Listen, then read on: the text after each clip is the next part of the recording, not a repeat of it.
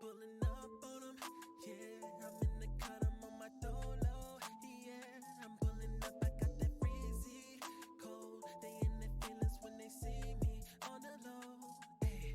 I'm pulling up on them, yeah. Been by my bag, ain't got no time for you, no. The smell of shorty, spin that bag on you, yeah. They in their feelings when they see me on the low, hey. I'm pulling up on them. I know they see me in my bag, cause I'm next up.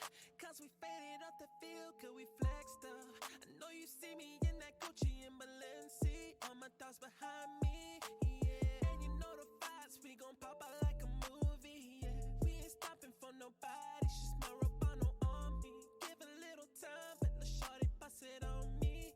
It's a party, it's a party. I'm reppin' 3131st for my shorty, yeah. She want to come first for my party, yeah. She said that I'm broke, let's say forest. And I heard you want that smoke, please be cautious. Know they see me in the cut, young Mark.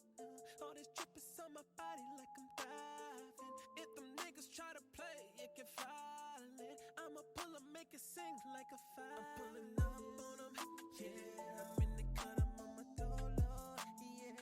I'm pulling up, I got that breezy cold. They in their feelings when they see me on the low, hey. I'm pulling up on 'em, yeah. Been by my bag, ain't got no time for you, no. The smell of shorty, spin that bag on you, yeah. They in their feelings when they see me on the low, hey. I'm pulling up on 'em, yeah. I'm in the cut, I'm on my dolo, yeah. I'm pulling up, I got that freezy cold. They in their feelings when they see me on the low, hey. I'm pulling up on 'em.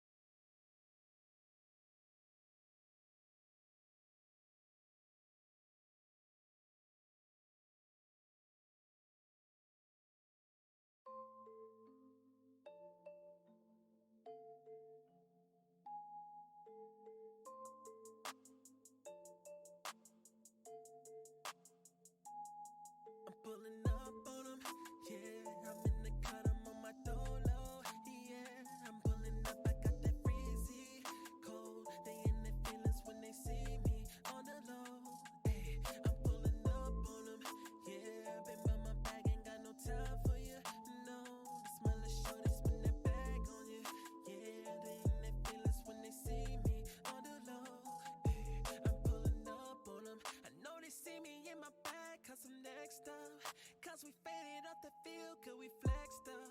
I know you see me in that Gucci and Balenci. All my thoughts behind me, yeah. And you know the vibes, we gon' pop out like a movie, yeah. We ain't stopping for nobody, she's my Robano on me. Give a little time, but the shorty bust it on me.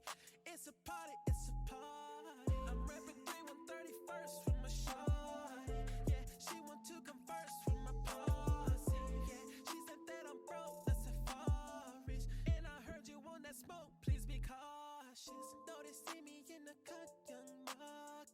All this drip is on my body like I'm diving.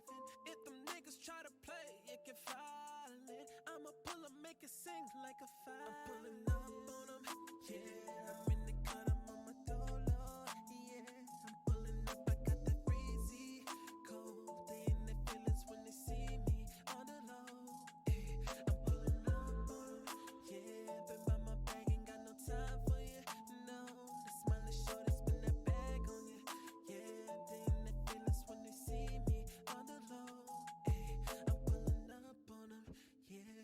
I'm in the cut, I'm on my dolo, yeah. I'm pulling up, I got that freezy cold. They in their feelings when they see me on on the low, I'm pulling up on them.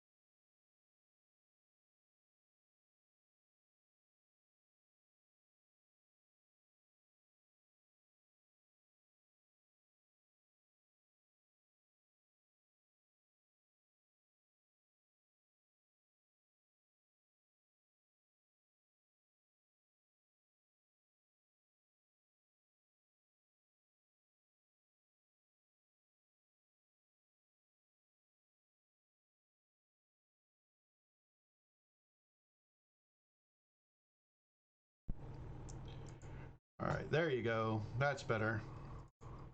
All right, there you go. That's better. All right, there you go. Let's cut out that loop before it gets going. And my camera is being a little wonky today. It keeps wanting to go out of focus. Hopefully that'll straighten up. I have so much more light in here than I'm normally used to. No, I caught it. I caught it quick.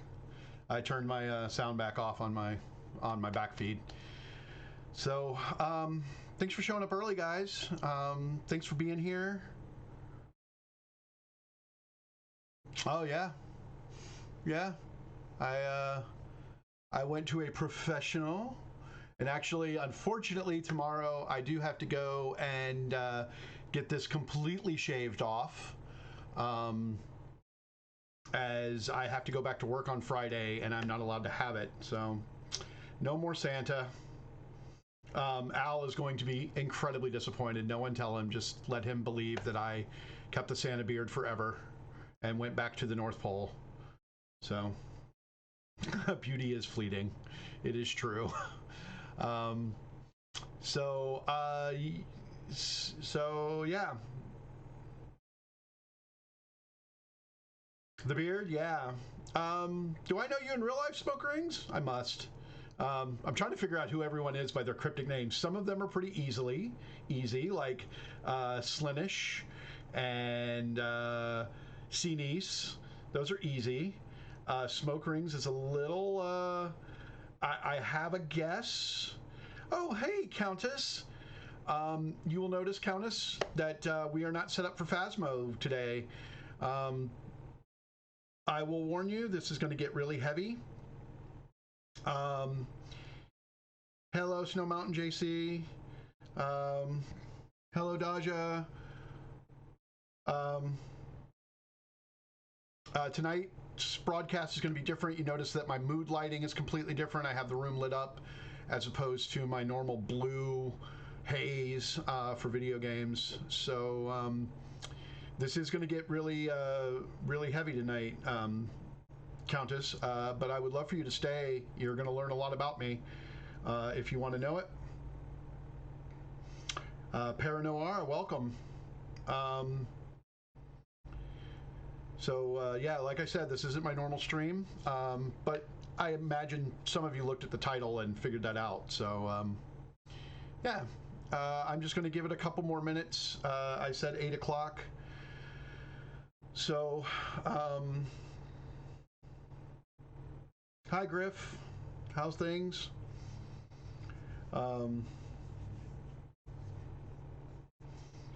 So I am a little nervous. So that's why the wringing of my hands. I will make an attempt to stop that and not fidget very much while I do this whole thing, so that I don't make all of you nervous. But I really appreciate all the support so far, and yeah, stemming, definitely. There's going to be some stemming. I have a couple of things to play with.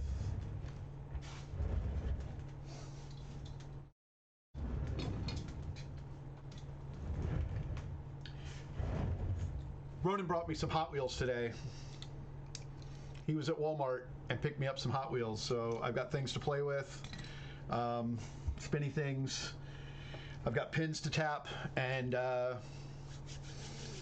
hands to rub, and I even have soft things nearby to cry into. So it's good to see you too, Countess. I know I've been missing, and I've missed Phasmo so much, and I've missed you. Hey Jay, how's it going, man? Thanks for coming in. How you doing, brother? I hope you're good. And so yeah, I'm gonna give it like 3 more minutes, and then I'm gonna start getting into the meat of this. I would like to thank Spider. This is going to be her second time hearing this, as she was my test subject for a rough outline that I ran last night. And hey Raptor, how you doing? I really appreciate everything that she's done for me.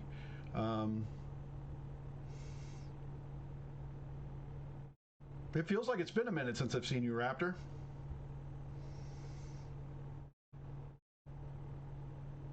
Hey Liz, how you doing? Thanks for dropping in. Yeah, every once in a while I got to get close to the screen. It's just out of my range of my glasses. Plus, I'm not used to this much light in here. I think it's messing with everything. So, all right.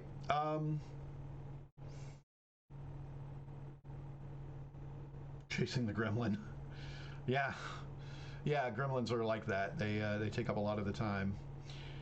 All right, so as the title implies, I spent 57 days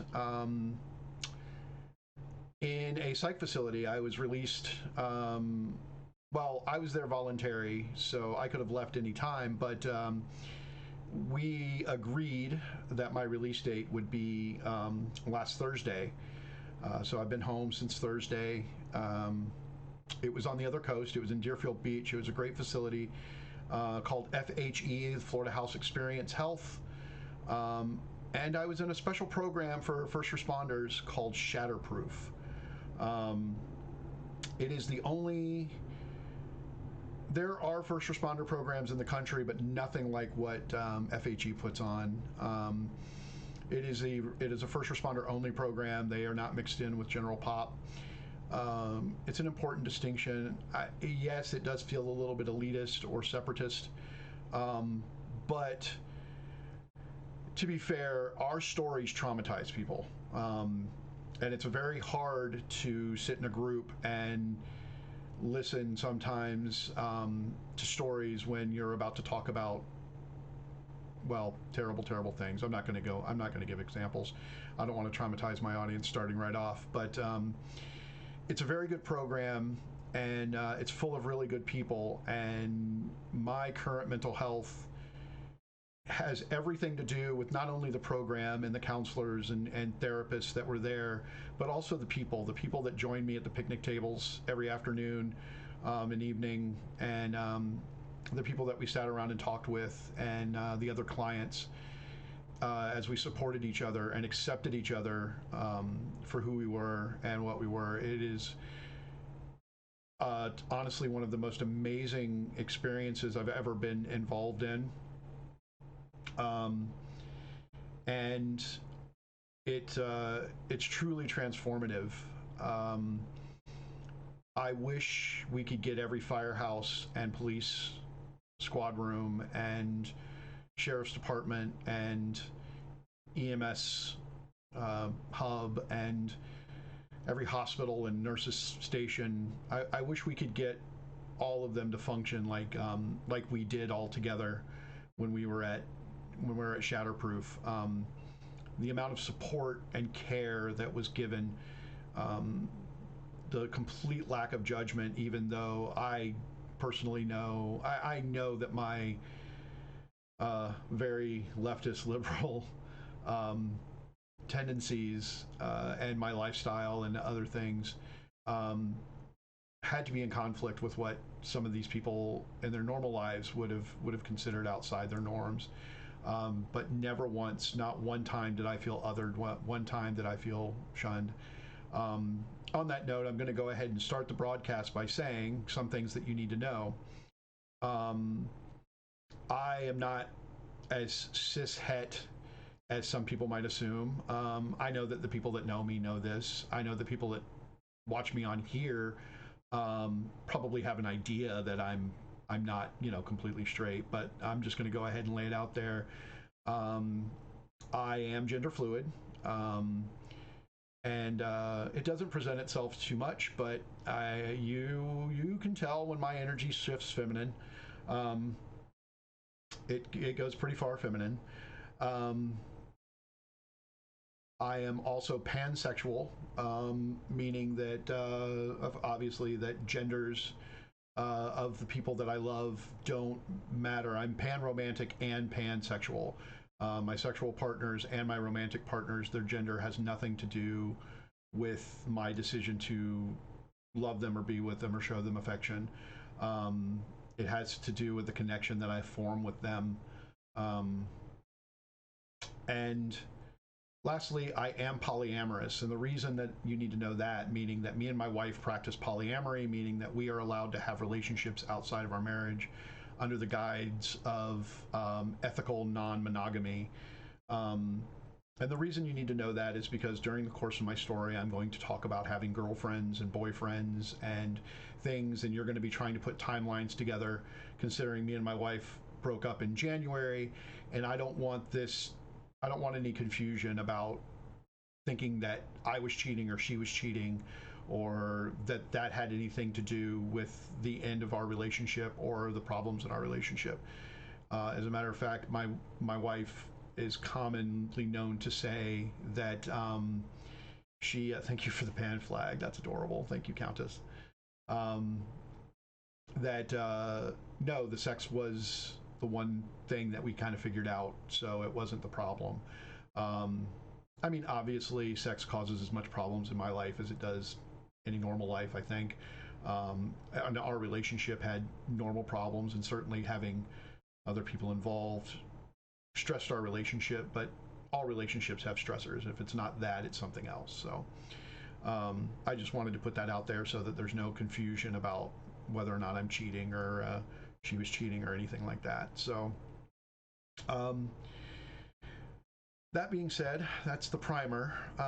Now let's get into the beginning of this story is going to be rather sad because my story starts out rather sad. My parents divorced right before I was born, just a couple of months before I was born. My mother moved into my grandparents. My grandparents were fortunate enough to have a small home in Sarasota. My grandfather was a circuit rider in the church, and the church had bought him a tiny little house in Sarasota way back in, like, I don't know, the 40s, 50s. I think it was $2,500 when they bought it. Blows my mind. And they owned this house, and they let my mother move into it when she got her divorce, and that's where we lived for the first 16 years, mostly. We did move back up to Tennessee for a year. That'll be part of the story, but yeah. So we, my mother was a very good mother. She did the best she could. She worked 2, 3, sometimes 4 jobs to maintain our household. My father did not send any form of financial help. My father also was not in our lives in any meaningful way. I met the man maybe half a dozen times. I think, honestly, I might have in total in my life spent maybe 10 days with him. And that was only because one time we went to visit him and his kids got chicken pox, which meant I got chicken pox. And they decided to leave me at their house since everyone there already had it. And I stayed for a week. And the second I could leave, they had me gone. But and other than that, I haven't really spent any time with him. So he was not a factor in my life. But because my mother was working so much, I was a very typical 80s latchkey kid. I came home. I learned how to do my own laundry at 6 or 7. I learned how to cook meals by the time I was 8.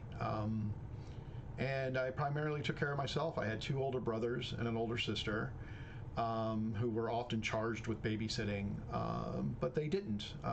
They had their own lives. They were quite a bit older than me. They were 7 years, 6 years, and 4 years older than me. And so the second my mom would leave, they would leave too. We were all kids trying to survive. I don't blame them for any of this. They were not adults. They were not making decisions. They were surviving as best they could. But I spent a lot of time alone and feeling that I had no place in anyone's life. No one wanted to be around me. I was the stinky baby brother.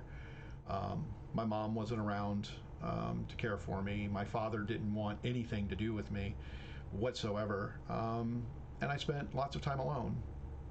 And I became an angry, misbehaving child. I had ADHD, undiagnosed back then. They just called it hyperactive and thought if you beat them more, they will stop moving, which obviously doesn't work. I went through school being told that I wasn't living up to my potential. Hey, Allie, welcome. All the normal stuff. Thank you for following. And thanks for the follow. Don't spend any cheers for sound effects. I don't have my sound on. I can't hear anything the computer's doing, so don't waste your money tonight on sound effects and cheers because they're not going to scare the crap out of me. Anyway, so yeah, I grew up very alone, and what this did is it put the idea in my head that I didn't have any value, that no one wanted me, that but what I could get attention doing wasn't even being bad. My older brother took care of that. I had an older brother, Barry, that did the any attention's good attention and did all the bad things, smoked and whatnot. I went the other route and tried to be a people pleaser. I didn't do good in school. I couldn't make myself do that because of my massive ADHD and dyslexia. But teachers did like me for the most part until I caused problems. And then by the end of the year, they hated me. Once the oh, he's a smart kid wore off. And but I did try to people please because when I was useful, when I could be useful to my siblings, when I could be useful to my mom, when I could be useful to a teacher or someone else, they would let me hang around. So I became a people pleaser, and that was my only value. Growing up was tough, and then at 16 years old, I started dating my first wife, a lovely woman named Christine. And while we were dating, I walked into my house one day and found out that my room had been given away to my sister's then boyfriend, who they had 2 children together. And yeah, anyone who has questions, go ahead and put them in chat. I might answer them right in the moment, or I might save them till the end, depending on the question, the nature of it. Spider's going to be tracking all the questions I don't answer right on the spot, and we'll get to them at the end. Thank you. Thank you, Spider. So yeah, I came home and I found out that this man had been given my room, and I was to be sleeping on the couch from now on. At that time, both of my brothers and my sister had returned home with all of their children, so there were like, I don't know, 12 or 15 people living in the house. I think I counted it up one time, somewhere in that neighborhood. And I walked out that day, and well, I'm about to tell you something very publicly, that if Harvey Klug, my former father-in-law, ever hears this, I hope it doesn't devastate him too much. I began climbing in the window of my girlfriend's bedroom every night for 3 months to have a place to live. We kept this from her father. We hid it from him. And this is the first time I've ever said it massively publicly. Some of my friends know this. Other of my friends are hearing it for the first time. But yeah, that's how I lived. Was climbing in a window every night in a house that I knew if I got caught, hell, I might get shot. I don't know. Thanks for the follow, Chris. So the fun part of that story is I didn't tell you that to tell you that I was a miscreant. I told you that because it took 6 weeks for my mother to notice I was gone.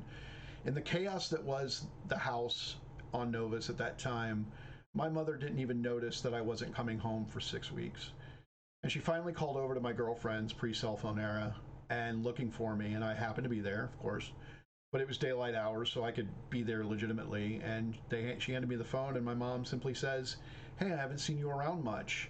And I said, "Well, I haven't been there in weeks." And she said, "Well, when are you coming home?" And I said, "I'm not." And I hung up. And that was the end of it. I did make amends with my mom. I did rebuild the relationship. Not too long after that, once me and my then girlfriend decided to get married and get emancipated and do what the fuck we wanted to do, which was a terrible idea. I did go back to my mom, and we just both swept it under the rug and moved on. But I never forgot that I was missing for 6 weeks and no one noticed. And I still carried that till this day. May still carry that. I don't know. I haven't had that trigger hit me yet since my treatment. But yeah, that idea that I can just disappear and no one would notice is a really big fear in me. It's probably why I like performing so much and making a stamp on so many people. And thank you for all the people that have subscribed. Thank you very much. You don't need to do that, but thank you. I really appreciate that. But that'll come up later. So, yeah, I lived with this. Me and Chris got divorced 8 years after we got together, in 94, 95. In 1997, I started dating a wonderful woman, the mother of my children. Some of you know her. Her name is Teresa. I think I can safely say that on here. I don't think she'd be too mad. But she's wonderful. She's incredible. She was more than I could ever ask for, and I knew immediately that I wanted her to have my babies. And we worked out a deal. We would raise children together, and we did. And while I have regrets of my behavior during our relationship, I do not regret having children with this wonderful woman. She is an incredible mother. I have 3 of the most amazing children that you could possibly meet. My daughter has a biopsych degree. My 18-year-old, who is autistic, is a brilliant 2D to 3D mapper and probably going to end up being an engineer. I think that's the route he's going. And my youngest son is going to be your malevolent world leader at some point. Best friends? Yep. Thank you very much. I appreciate those subscriptions. Yep. Thank you, Père Noir. That's very kind of you. So I have no regrets about that, but we had some trouble. My mental illness, my inability to believe that someone truly loved me, and my insecurities led me to cheating on her very early on in our relationship. And we got through it, and we continued to be a team and raise children. But I'm pretty sure it affected our relationship for the rest of our relationship. I think it still affects it to this day. She has been wonderful, and she has taken wonderful care of me and the children and our house. I wouldn't be a paramedic without her. I can't say enough kind things about this woman, and I regret the way that I treated her. I regret cheating on her, and I regret the wedge that I put between us with that act. But it was a sign of my mental illness. Not that that's an excuse. It's just a reason. There is no excuse. I'm still responsible for my behavior. Understand? So in 2013, I started working for Lee County EMS in 2007. The stress of an EMS job and the constant running of calls and the constant of putting my needs behind the needs of someone else, whether those needs be food, sleep, going to the bathroom. If the tones drop, you go, and whatever you're doing stops. Anyone in any first responder knows this feeling, and it does teach you that your needs come second, and it creates a feeling of hypervigilance in you. When you're on scene, you have to constantly be looking for the next patient, the next danger. Is somebody going to freak out because we didn't save their father and come out with a gun? These are all things that you have to be vigilant for, and that hypervigilance and that constant wash and constant use of the limbic system takes a toll on you over the years and gives you what's called complex PTSD. PTSD is from a singular event, and the repercussions of that event and feeling insecure or anxious or depressed about that event. Complex PTSD is from constant exposure to stressors over and over and over again, similar stressors or even unique stressors over and over again. Any one isn't enough to give you PTSD, but the compounding of them gives you complex PTSD.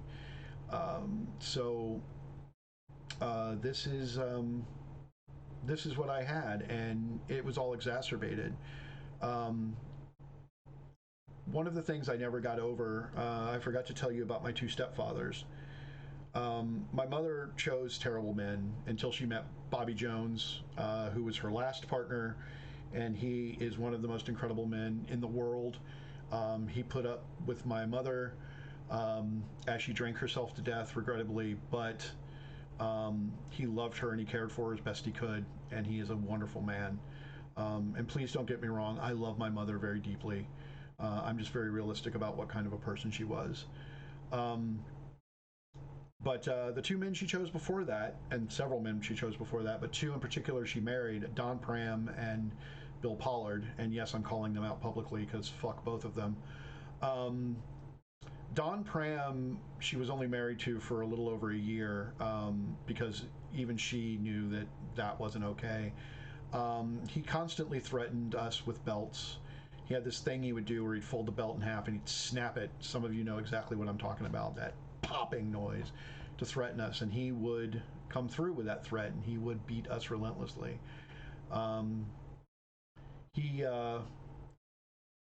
He threw me down the stairs because I protected my dog after he threw my dog down the stairs.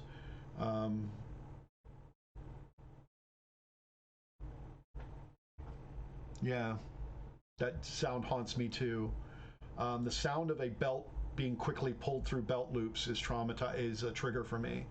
I discovered a couple of years ago with the help of a wonderful friend, and I was able to get through it because of the help of that friend, and they gave me some of the best therapy I've had outside of FHE. To be perfectly honest, they did more for me in one night than my other therapist did in a year. And I have good therapists, but that work processing that trauma, the sound of a leather belt passing through loops.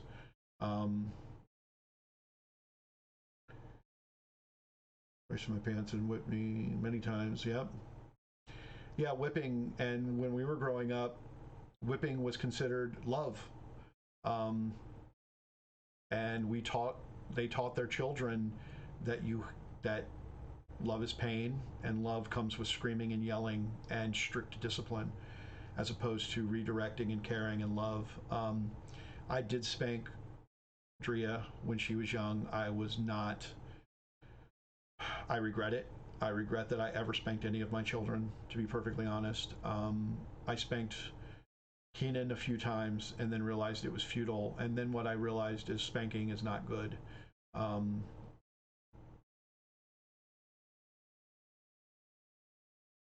Yeah. Redirecting a child and teaching them and instructing them on what they should be doing, as opposed to criticizing them for, but that's a whole different discussion. I'm not going to get into it. But yeah, all of us were beaten back then, and it was common, and we didn't even think anything of it. I was one of those people who used to say, well, you know, my mother spanked me, and I deserved it because I was a little shit, and I was convinced that I deserved it. That's what I was taught, was that I deserved to be hit by someone who's supposed to be protecting me. And I turned out fine. Yeah, well, ask anyone who I've destroyed relationships with how fine I turned out, because I didn't. So yeah, right on, Spider. That's what everyone says. I turned out fine. No, you didn't. But that is a whole different discussion. So Don Pram used to beat me so badly that I don't remember the beatings. My older brother, Barry, has to tell me about those. But he definitely left me with triggers about belts and some other things.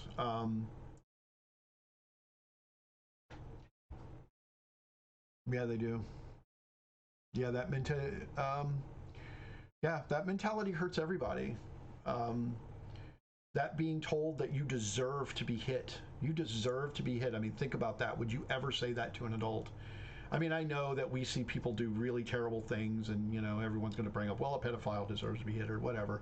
I'm personally of the opinion that Nazis, like, please don't be a Nazi, and then if they continue to be a Nazi, well, you got to do what you got to do. But to say somebody deserves to be hit, to say a child for touching something they weren't supposed to touch or going into a place they weren't supposed to go, deserves to be hit, deserves to be hurt.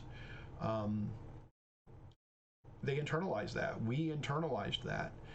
And I believed I had no value. I believed that I deserved bad things to happen to me and that I was a terrible person and I couldn't get past it because all I could ever think about, I could never focus on the good things I did. I only focused on what I got wrong.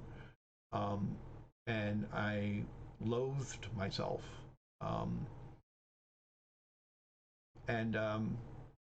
Bill Pollard was another son of a bitch that my mother married. His was less physical, though. One time he did grab me up off the floor and throw me through a doorway, through a door. The door luckily wasn't latched, but it blew the door open and I landed on their bed.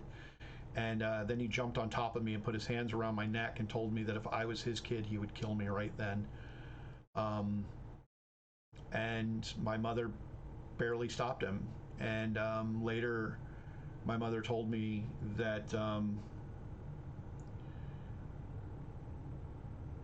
that one has to stand by your spouse over your children, because your children will grow up and leave, and your spouse will be with you forever. So you must choose your spouse over your children. So I always wondered if he would have not stopped that day, what she would have done. Yeah.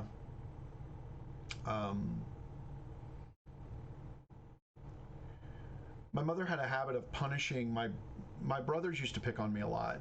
That's another thing that I'm going to have to come clean about, because it created my hypervigilance. They were children. I do not blame them. They were children. They were surviving as best they could.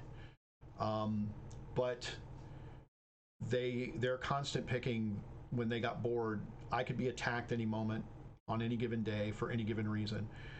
I didn't have to do anything. Thank you, Lynn. She was. My mother tried her best, but my mother was raised a certain way, and she passed that generational trauma on to us. Absolutely. And I know that now, and I am trying my best not to pass my generational trauma onto my children. My brothers, my house wasn't safe for me. My mother wouldn't come home and beat us or anything, but if we did something wrong, like I got in trouble at school and I told them that they weren't allowed to paddle me, and they suspended me, and I went home and I told my mom what happened, and she beat me with a belt and then took me back to school the next day to get my paddling. So I learned right then that I wasn't allowed to tell an adult not that they couldn't hit me, even if they weren't my mother. My mother didn't defend me. When my brothers would attack me, my mom would step in, it would be in the way of punishing them, not taking care of me. And I would be told to suck up the crying, and I was tough, and so I got tough, and I wouldn't cry, and I wouldn't do that stuff. And then at one point I didn't cry for over 20 years. Now I weep easily. Again, thank you to that one night of therapy with that leather belt, coming out of the belt loops. But yeah, that there were a lot of factors in my life that led me to believe that I was unworthy of love, unworthy of affection. What? Did we just become best friends? Yep. Unworthy of... Thank you, Snow Mountain. Yep. Appreciate it.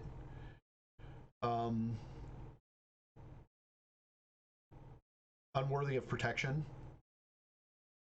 And unworthy of care when I had been hurt. And it led me...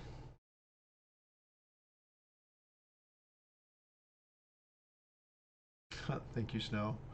I appreciate that. Sorry about the ads. I can't stop them.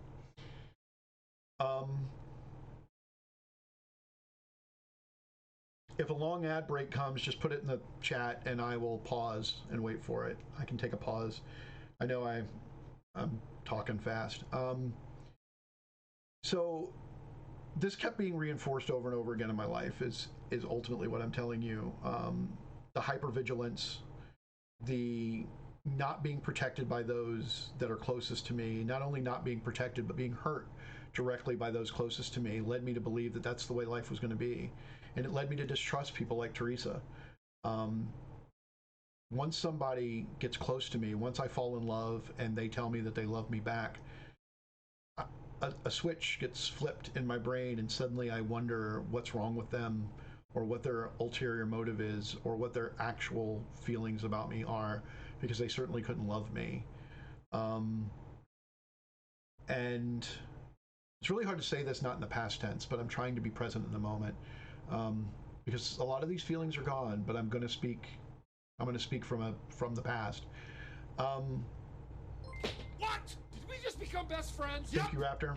That's awesome. You want to go do karate in the Thank you very much. Yeah, you could use your Prime. If you have Prime, you can use your free Prime. That'll knock it out.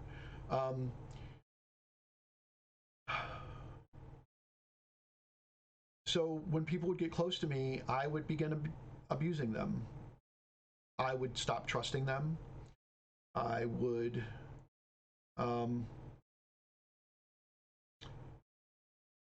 get suspicious of their motives. And when I felt hurt or in fear that I was going to be abandoned or hurt by them, my tiny little 8-year-old, the vicious 8-year-old that I developed back in those days, that never aged past that point, that fractured off. By the way, well, no, I can't say that. That 8-year-old would lash out like an 8-year-old does.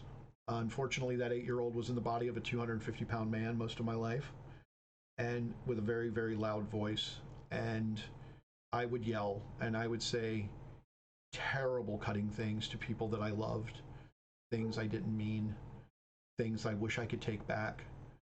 I caused so much hurt to people I love and to people close to me. It is something that I had to work very, very hard on, and I'll get to that when I start getting into therapy, the therapy section of this.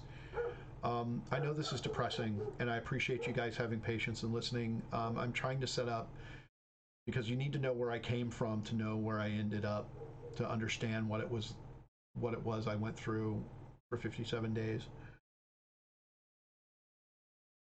Let's get up to 2020. I think we've primed enough. What? Did we just become best friends? Yup. Thank you, Graphenix. You want to go do karate in the garage? Yup.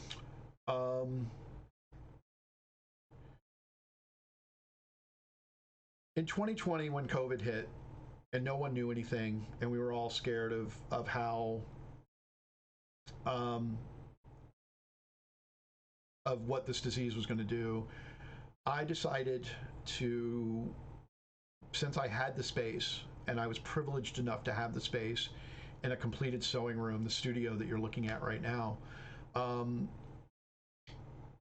since I had the room, I decided that I would isolate from the family until we got a better handle on this whole COVID thing. So I did. I moved out of the house.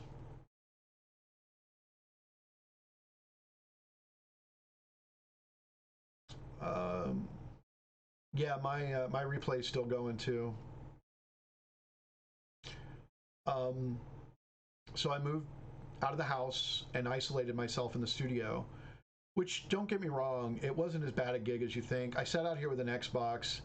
I had a friend on Xbox that I talked to almost every day. We would sit with headphones on and we would play games and we would chat and we'd hang out, and it wasn't too bad. But it was lonely, and I missed my friends. And thank you, Smoke. So I was out here and I was alone and I was separated and I became very touch starved. Touch starvation is real. Look it up. And I'm an affectionate person, so it really hit me really hard. I also lost touch with my friends. My house could no longer be a hub for parties and get-togethers and gatherings, because none of us were gathering. Many of my friend circles formed tiny bubbles, we called them, that were protected from, that were closed except for a small group of people, 4 or 5, that would still continue to get together, and they would take those chances of being together because they were in an isolated bubble. Thank you, Jones. Thanks for dropping in, and thanks for thanks for stopping by, and you have a good night. So yeah, I became very isolated and started some separation. Thank you for following. And thanks for the follow.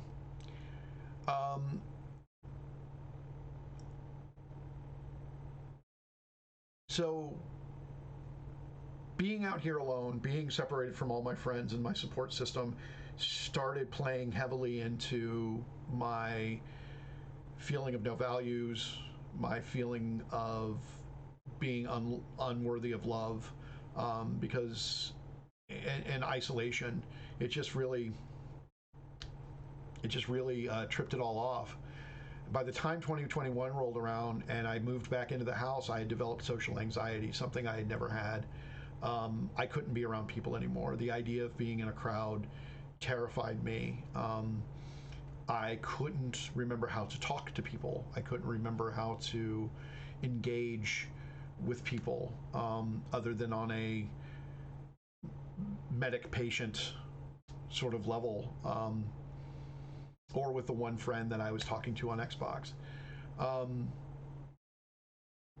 And that included my family. I had a hard time being back inside my house. I would spend a lot of time in my studio. I started streaming pretty heavily at those times, and finding reasons to be outside, finding reasons to be out in the studio.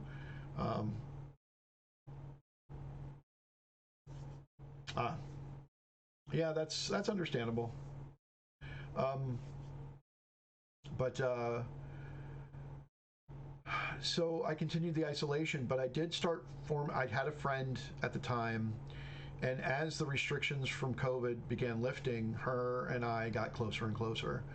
I'm not going to put her name on here. Some of you know who she is, others don't. I'm not going to put her name out. We became closer. We started a relationship, again, polyamorous. Our relationship initially was intended to be mostly sexual play, but quickly both of us developed feelings, and very, very powerful feelings, and we found out that we were very compatible in a lot of other ways, and we fulfilled a lot inside of each other, things that I've been missing for years. And we connected, and about midway through 2021, she lost the room that she had been renting.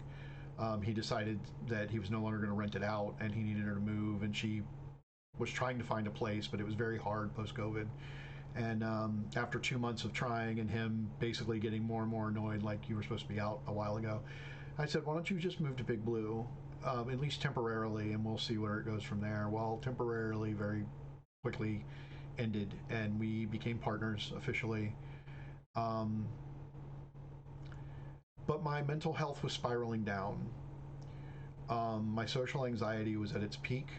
I didn't want to leave my room, and luckily I didn't need to now. I had somebody in my room with me that was giving me all the touch I could take, and giving me all the attention I needed after 18 months of limited attention because I couldn't be with my friends.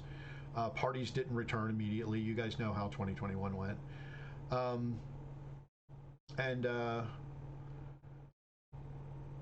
I began to completely lose all sense of me. All I wanted to do was make sure that she was happy. All I wanted to do was to get that good serotonin that was coming off of us spending time together. While I believe the love was real between the two of us, the relationship was rather toxic, because of my deteriorating mental health. I became incredibly codependent. And then my anger issues, that I thought I'd gotten rid of with intense therapy in 2013, that had not really flared their ugly head, suddenly came back. the first time she made any indication that I might lose a little bit of time with her because she had decided to date somebody else, which was fine. We are poly, and that was fine. Thanks, George. Appreciate it. Thanks for showing up. So it would have been fine. I was okay with my partners dating other people in the past, but it was the fact that her time would now be split, I think, is what tripped me into freaking out. And we got into a couple of terrible fights, and I got really mean, and I was surprised. I remember crying to Teresa. It's all still there. All that anger that I thought I'd gotten out with an intense therapy.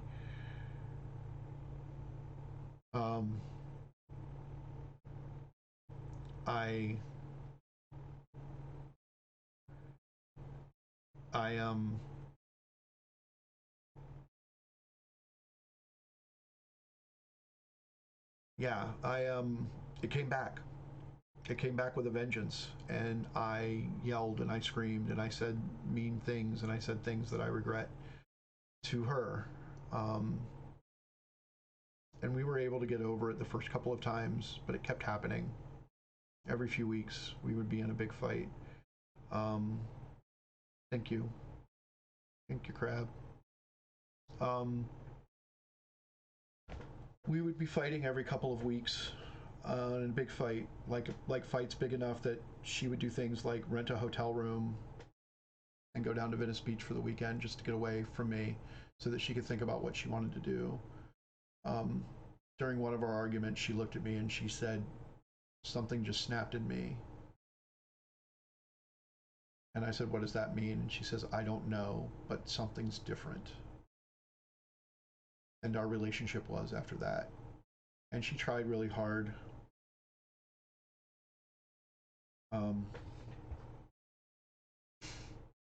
Thank you, Cheesy Helmet. Hello, fine sir.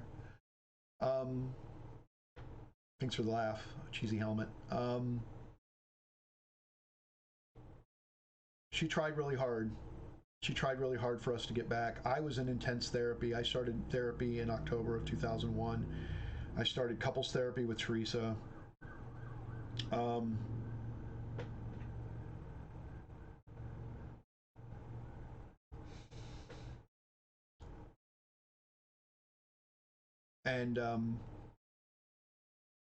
So where was I? I just completely lost my train of thought.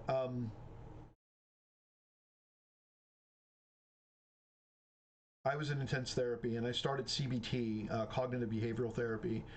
If you guys don't know what that is literally trying to reprogram your brain to take a pause between feelings, thoughts, and actions. And it's something I needed desperately. And I tried really hard, but I couldn't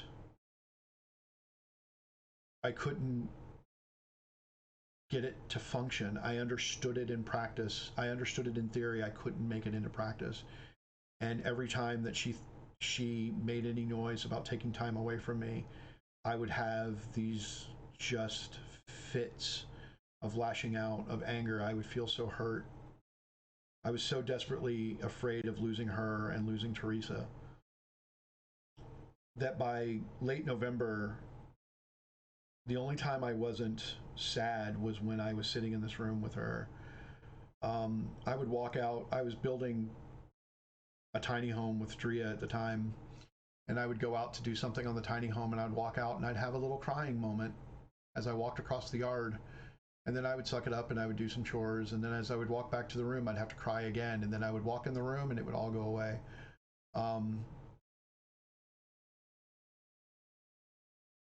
She became the only source of happiness, and that's not healthy. I don't mean that in a healthy way, by any aspect, and that's not her fault. It had to do with my mental break. She did not enjoy this. By December, me and Teresa were having major problems. She kept telling me that she felt like I was replacing her, and my mental health just kept deteriorating. and I was forgetting more and more of who I was. I could not get in touch with myself on any level. And thank you, Spider. So January of 2022, Teresa ended our marriage. She told me that she no longer wanted to be with me, and we would figure out the particulars later. And at that point, Brittany and I officially moved into the studio together and intended to continue our relationship. I went on to Prozac, trying to fix my mental health, which put my brain in a blender, which caused a couple of really nasty fights.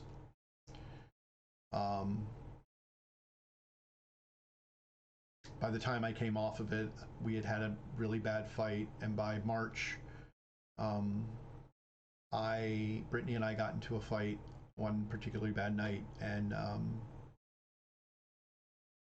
she wanted to be away from me to cool off. She wanted us to separate, and I told her if she walked out the door to not come back, and she chose that option.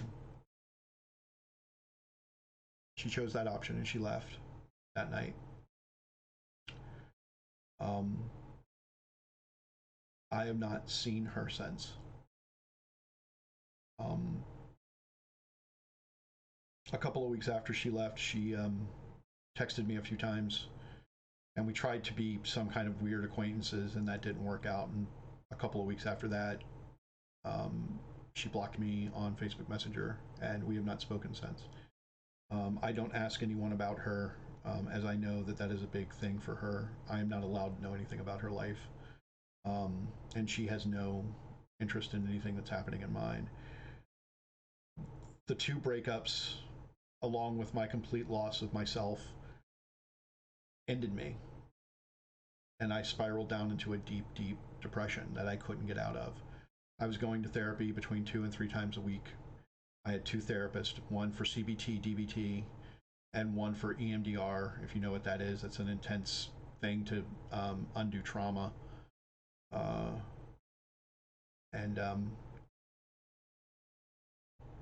With all this therapy, I still couldn't pull the nose up. We changed my meds a few times, and I still couldn't pull the nose up.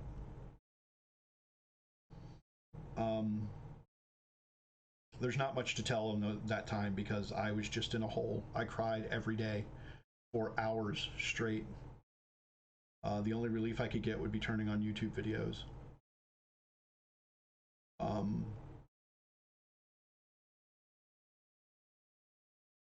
I turned to substances, like alcohol, to take a night off every once in a while. Luckily, I don't have a substance problem. I'm very fortunate in that substances don't get a hold of me. But it did become a coping mechanism. Once or twice a month, I would just say, you know what, I need the night off, and I would take it off, and I would numb myself.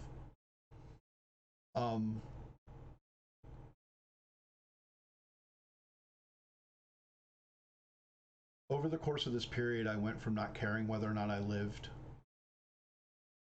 That started in about October, November, after my anger issues returned. To actively kind of wishing I would have a heart attack or something. I wasn't ready to do something active about it, but I had decided if I started having chest pain, I wouldn't tell anybody. And I certainly wouldn't call 911. I would just go to sleep and let it happen. I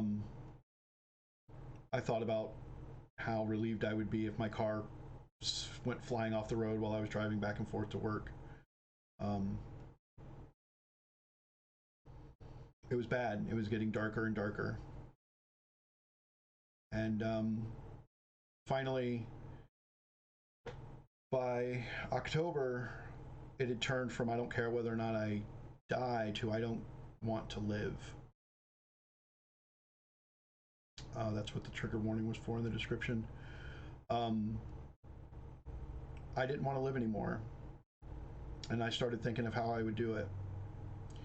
It didn't come in an emo blast or a petulant moment of sadness.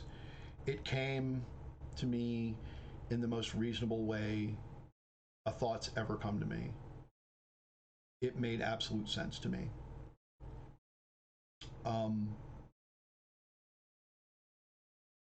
So I started putting together a checklist because I have children and I have a home, and I have bills. And so I was trying to figure out how to make sure that all of those things would be taken care of. I wanted to check my insurance with work. I know that we have really good insurance, and I know that we have special dispensation. I think first responders are covered for, thank you, Spider, for suicides, but I wanted to make sure. I was trying to figure out a Weasley way of looking at my insurance from work without it setting off alarms when I finally did off myself.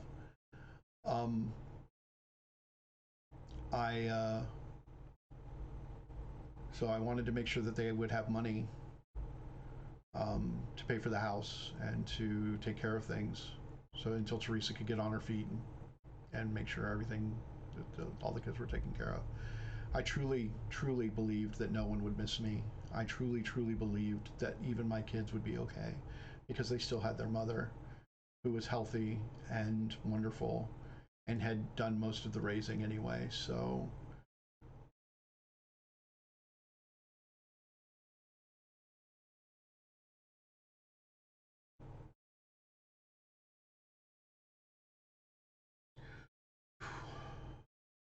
it's hard going back there, guys, sorry.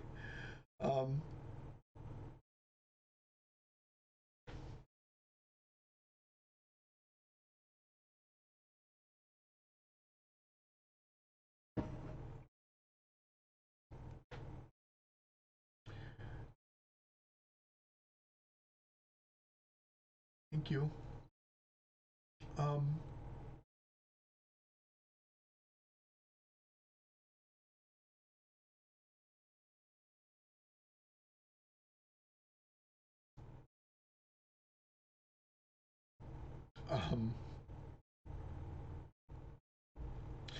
I was trying to figure out a way to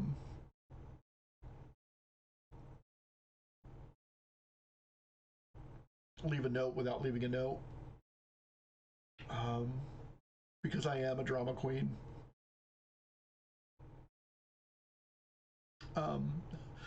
So I wanted to be able to have some last words.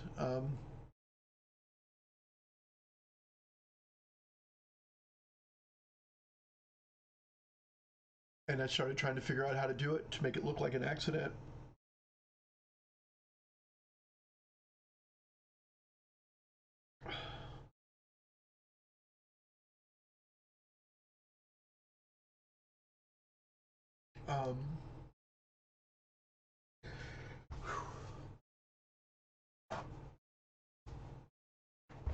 Hold on.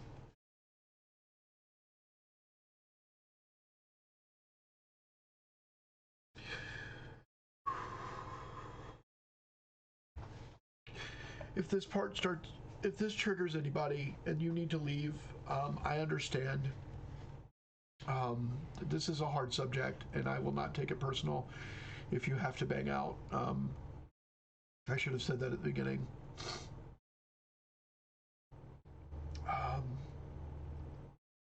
I really appreciate all of you being here and letting me do this.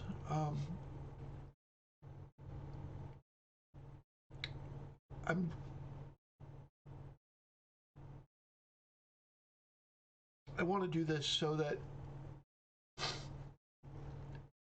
maybe if someone is out there, you'll see why I'm doing it. I don't want to give away the ending.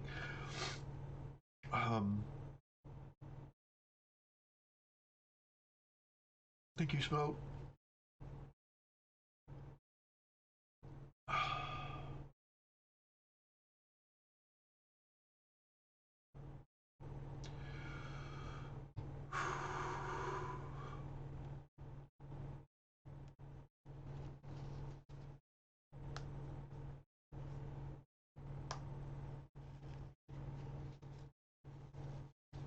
Thank you, Ken.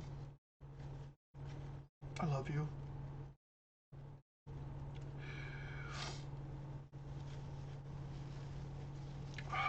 Yeah, if you guys don't mind, I'll be back in just a second, okay?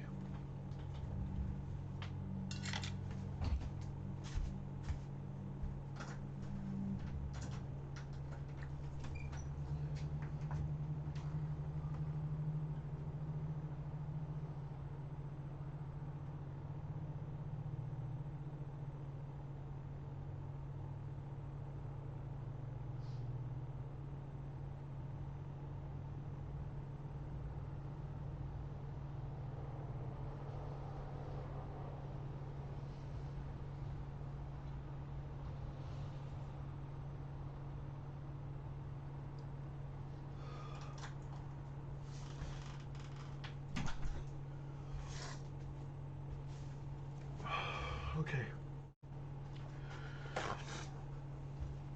I just wanted to catch my breath. Sorry about the snotting on camera. But I also think it's important for people to see Thank this. you for following.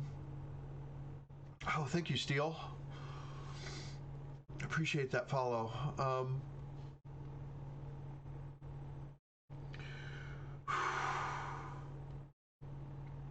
Thank you, Jay.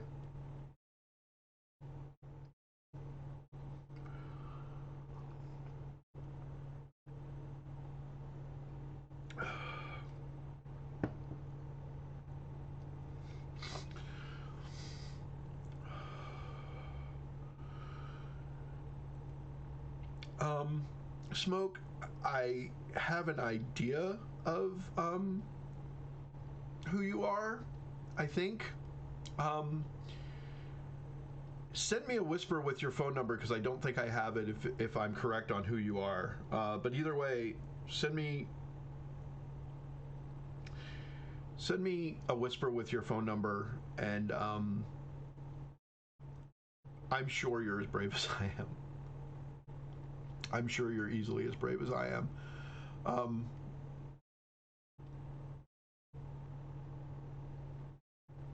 Oh, perfectly imperfect, and I'm only here to learn, and on the evil on the path gets burned.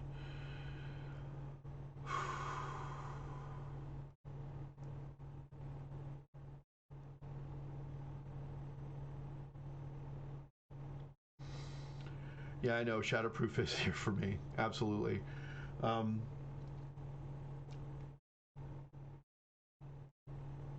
Okay, I know who you are now. Not who I was thinking, but I do know who you are now.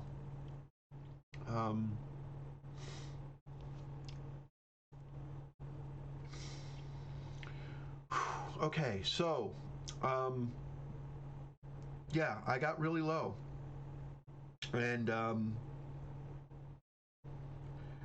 my psychiatrist over the course of the last year has mentioned very in passing and very gently that maybe an inpatient stay would be good for me.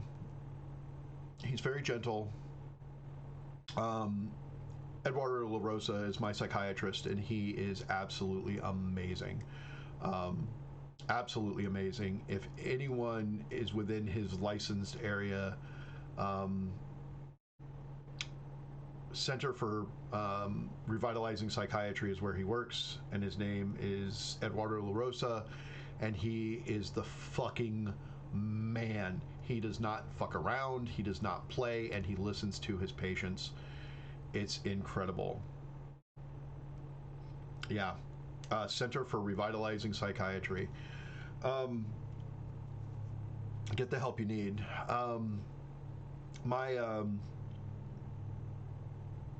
This has been a public service announcement. He's not even a sponsor.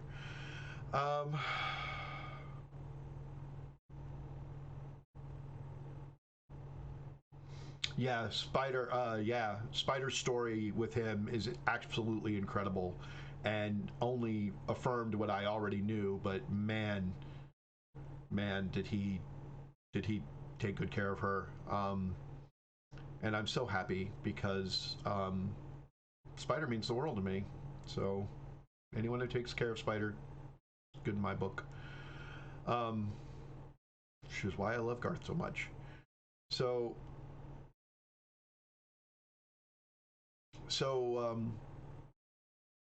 I got really dark, and they had put me on Wellbutrin, and it turns out that one of the side effects of Wellbutrin is increased suicidal ideology, and I wasn't 100% positive because I had been having such dark thoughts leading up to this time, and I had only been on Wellbutrin for a couple of weeks, and I had no other side effects. But I made out my list of things to do before checking out, and in the back of my head something said, hey, that inpatient thing. And I went in to work on Saturday, and I had a breakdown in front of my partner Saturday morning. We were uncharacteristically slow and stayed in station for a lot longer than we normally do. And I had a breakdown and I cried. And her name is Linda and is the best partner. I'm sorry for anyone else in EMS. Your partners are second best at most, because Linda Johnson is the best partner in EMS, period, done. She listened to me. She just sat very quietly and listened as I cried, and I don't even remember what I said. I don't remember what it was that set me off that day, but I just quietly wept and talked, and she listened. And I mentioned something about the inpatient thing, and she just very quietly, after a few moments of thinking, said, yeah, maybe inpatient would be good for you. Now, I've dropped hundreds of patients off at psych facilities, and I've picked hundreds up from psych facilities, and these places are fucking terrifying. I would rather go to prison than these psych facilities.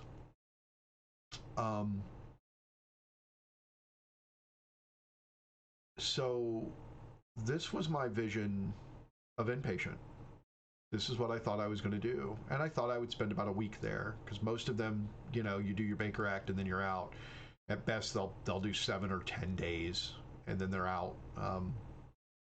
So I kind of thought that's what I was doing. But Linda said that, and it was just one more voice, and I want to stress that right now. Yes, maybe they've heard that advice a million times. And yes, they may even be tired of hearing it. And this goes for anything. What I went through: stop smoking, stop drinking. And I'm not talking in a nagging way. I'm talking in a caring, gentle, soft way of saying maybe you should think about it. Because sometimes it's just one more voice. La Rosa had said that in-service would be good, inpatient would be good for me. Nikki had said inpatient would be good for me. Nicole had said inpatient would be good for me. Teresa agreed that inpatient would be good for me.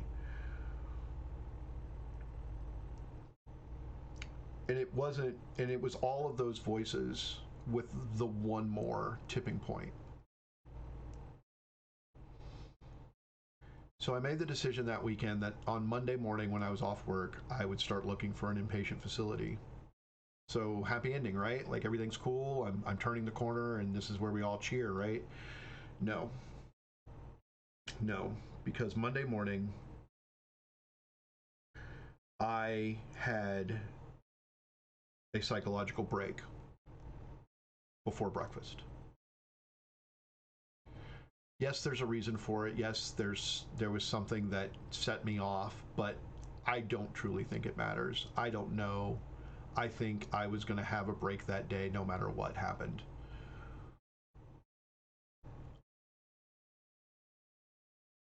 I still have feelings about what happened that morning that caused my break, and I'm still working through them, but that really doesn't matter.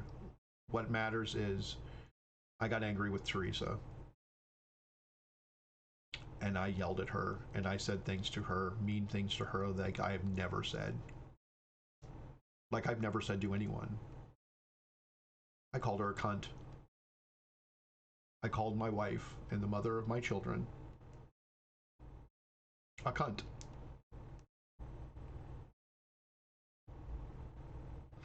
To her face.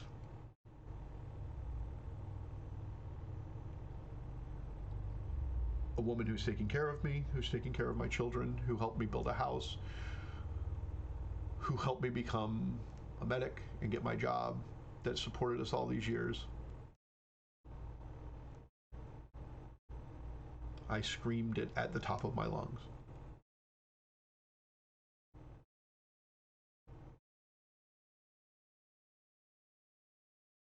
I am thankful for one thing. I'm thankful for two things. One, I don't use substances. I'm very, very fortunate in listening to, I've been going to AA meetings and NA meetings for 2 months. So I've been to over 50 of them at this point. I'm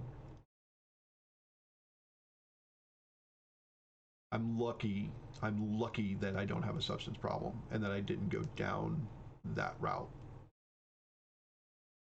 And the other thing I'm very thankful for, and I don't know why I have this safety valve, I don't know where it comes from, but I think the powers that be that I don't put my hands on people. That no matter how angry I get, I don't put my hands on people. Because I would never be able to forgive myself if I had hurt. I can't forgive myself for what I said. I can't forgive myself for the way I behaved that morning. I can't forgive myself for the things that I said to my partner that broke up with me in March. I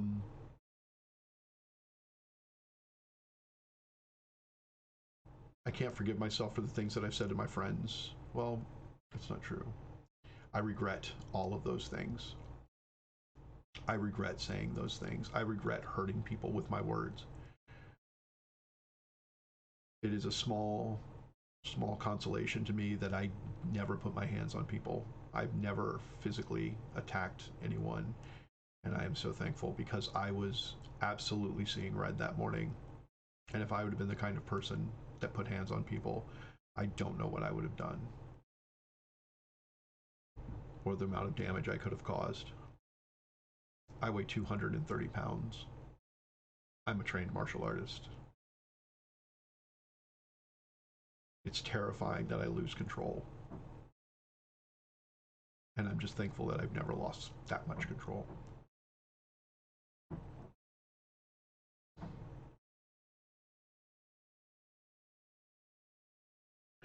But I did say things that Teresa still hasn't processed, and Teresa doesn't know if she can forgive me for. And I understand that. To our credit, me and Teresa are still a team. We're still raising it. We have one child under 18. Both of our other children, one is 18, one's 23. We're still raising them too, obviously. We're still in their lives, but we're going to stay a team until all of them are adults.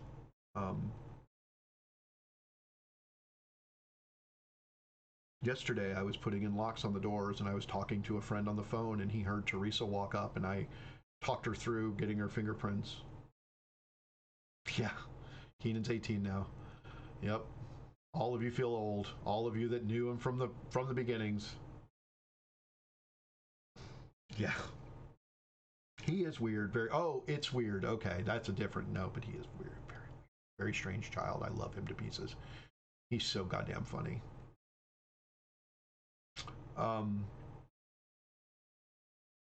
And someone heard, she came up and she put her fingerprints into our new locks, and he heard us talking, and he goes, "Is that your wife?" And I said, "Yeah." And he goes, "You guys are getting a divorce?" And I said, "Yeah." And he goes, "You guys sound like you love each other."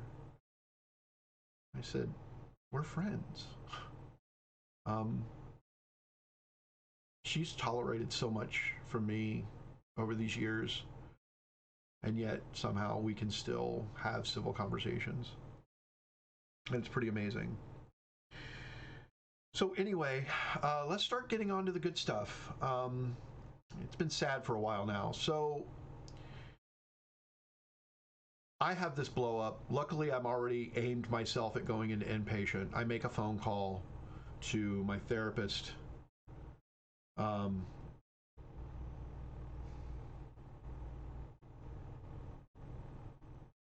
yeah.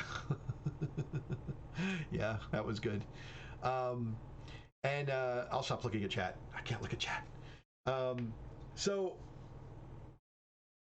I call my therapist from work. I call both my therapists, and I ask them for a list of places to go, and I'm going to start checking out inpatient facilities. And so I get very fortunate, and Nicole had just visited this place called FHE Shatterproof with a Shatterproof program. And she says, Terry, this is the place you need to be, period. And I said, so good enough for me. And I packed a backpack with 7 days worth of clothes. And I looked up the address and I drove that way. And I rolled in Monday night and called them and said, hey, I'm here for Shatterproof. And they said, wait a minute, wait, what? No one was ready for me. I had busted all the protocols in the world driving out there to them.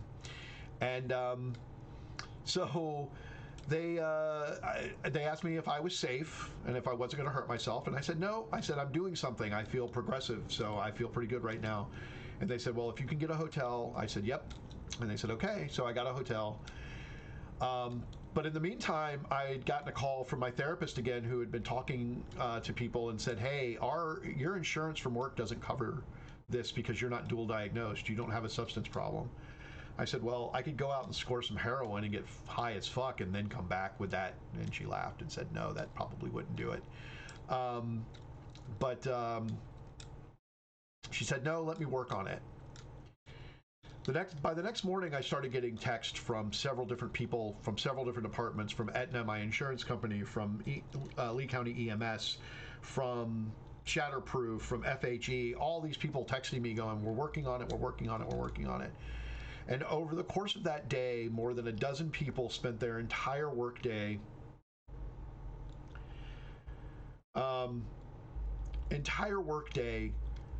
getting me into this program. Up to and including Ben Abes, the director of Lee County EMS, Lee County Public Safety EMS. He had been my lieutenant when I started, and he found out what was going on with me, and he personally made phone calls, and he personally called me. And I'm sitting here hours before, had felt worthless and felt like no one would even miss me. And here is 12 people, some of them strangers, 2 of them people I know very well, spending their entire workday making sure that I get into the program that I need to be to keep me safe. And it was a turning point for me. And it kind of blew my mind, and I still didn't feel worthy of it, but I appreciated it. So I was going to go in with 100% vigor. And lo and behold, they got me in by Wednesday. By Wednesday morning, I was checking in, and I come walking into the cleanest facility I've ever seen in my life. I am greeted by nurses who are smiling, which I've been in EMS for 16 years, and I've never seen a nurse smile.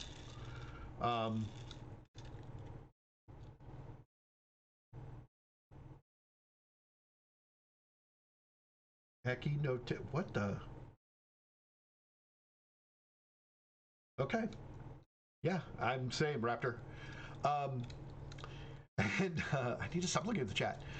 And staff is wonderful, and I'm being led around by this incredibly friendly staff that tells me about the schedule, where to find the schedule.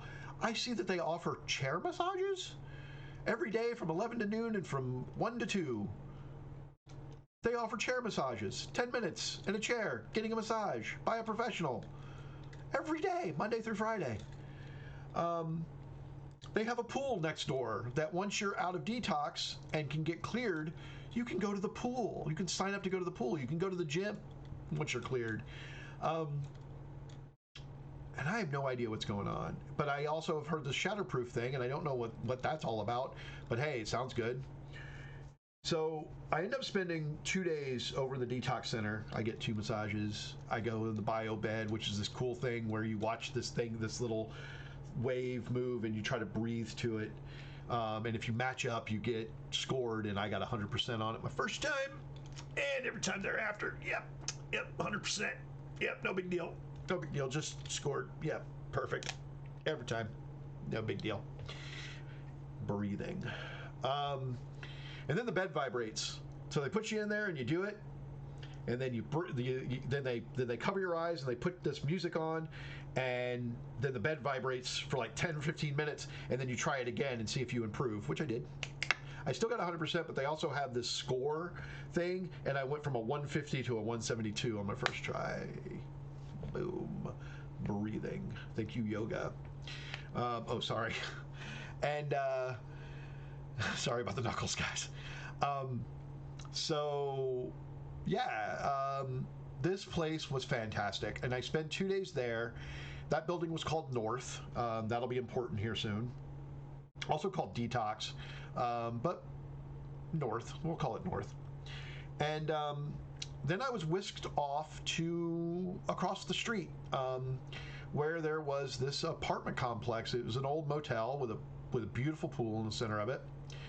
Multiple rooms. Each room, the upstairs had two bedrooms. The downstairs was 1 bedroom apartments, and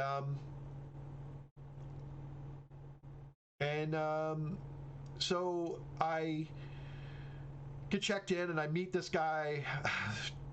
I can't tell you his name. I'm going to protect HIPAA, but his first words to me were, "Do you snore?" And I said yes, and he goes, "God damn it!" And I'm like, "Sorry, bro."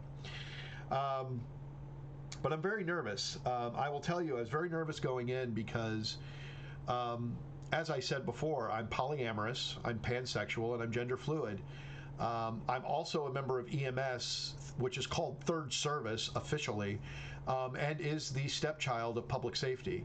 The cops and the firefighters get all the glory. EMS does all the work. And I've been in firehouses, and I know the kind of dude bros that are in firehouses.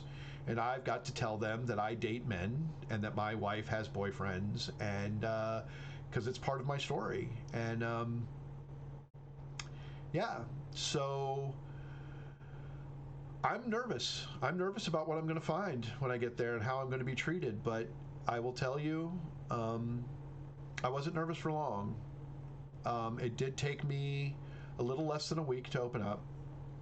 Couple few days. And finally I was in class with one of our facilitators, Ray, who pulls the information out of everybody anyway. And he got me to talk. And I told my story, similar to the one I told you, shorter. I definitely took my time tonight, because it's my show and I can do what the fuck I want. Yeah, Ray pulled it out of me, and I told my story, and I had to tell a room full of very machismo firefighters, cops, Green Berets, corrections officers, very tough, very masculine men that I am less masculine? I don't know. Anyway, I was very nervous. But I will tell you, I was greeted with nothing but love and compassion. And support. And at one point, there was a discussion. Firehouse talk did turn, and some phrases were being thrown around, some words that were insensitive language, words describing gay men in a very demeaning manner, and it was hurting the feelings of a friend of mine who was gay but wasn't out at.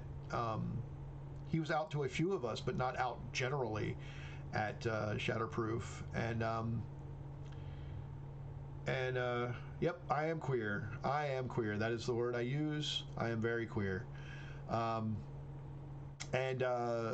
he told me in confidence one night, "Hey, the language these guys use really hurts my feelings, and it doesn't make me feel safe." And I said, do you want me to say something to him? I have cishet passing white privilege. I have a wife. I'm a big dude. I come across, you know, I'm a former stuntman, blah, blah, blah, blah, blah.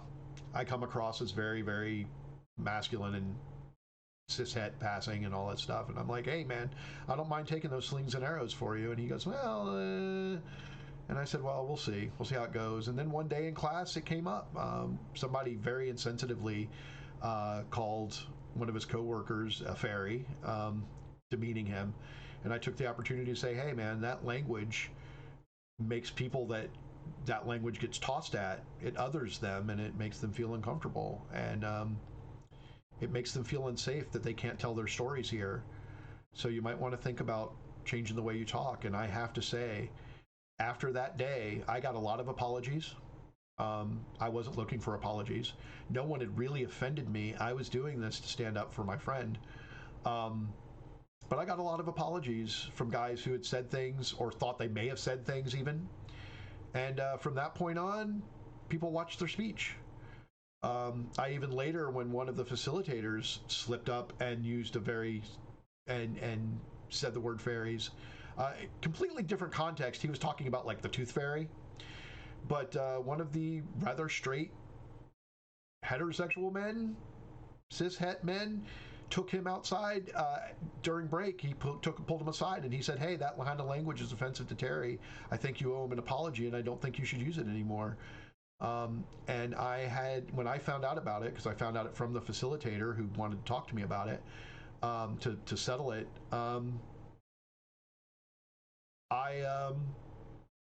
I went and thanked him personally and told him, thank you for standing up for me. That means the world to me. I was raised with no one standing up for me. And this straight man who barely understood why fairy would bother me stood up for me. To a facilitator, to a therapist, a person in authority. And it was beautiful and it's heartwarming. And I love you, Kevin. You're the best, man. Anyone who sees him, tell him thank you. You guys know him.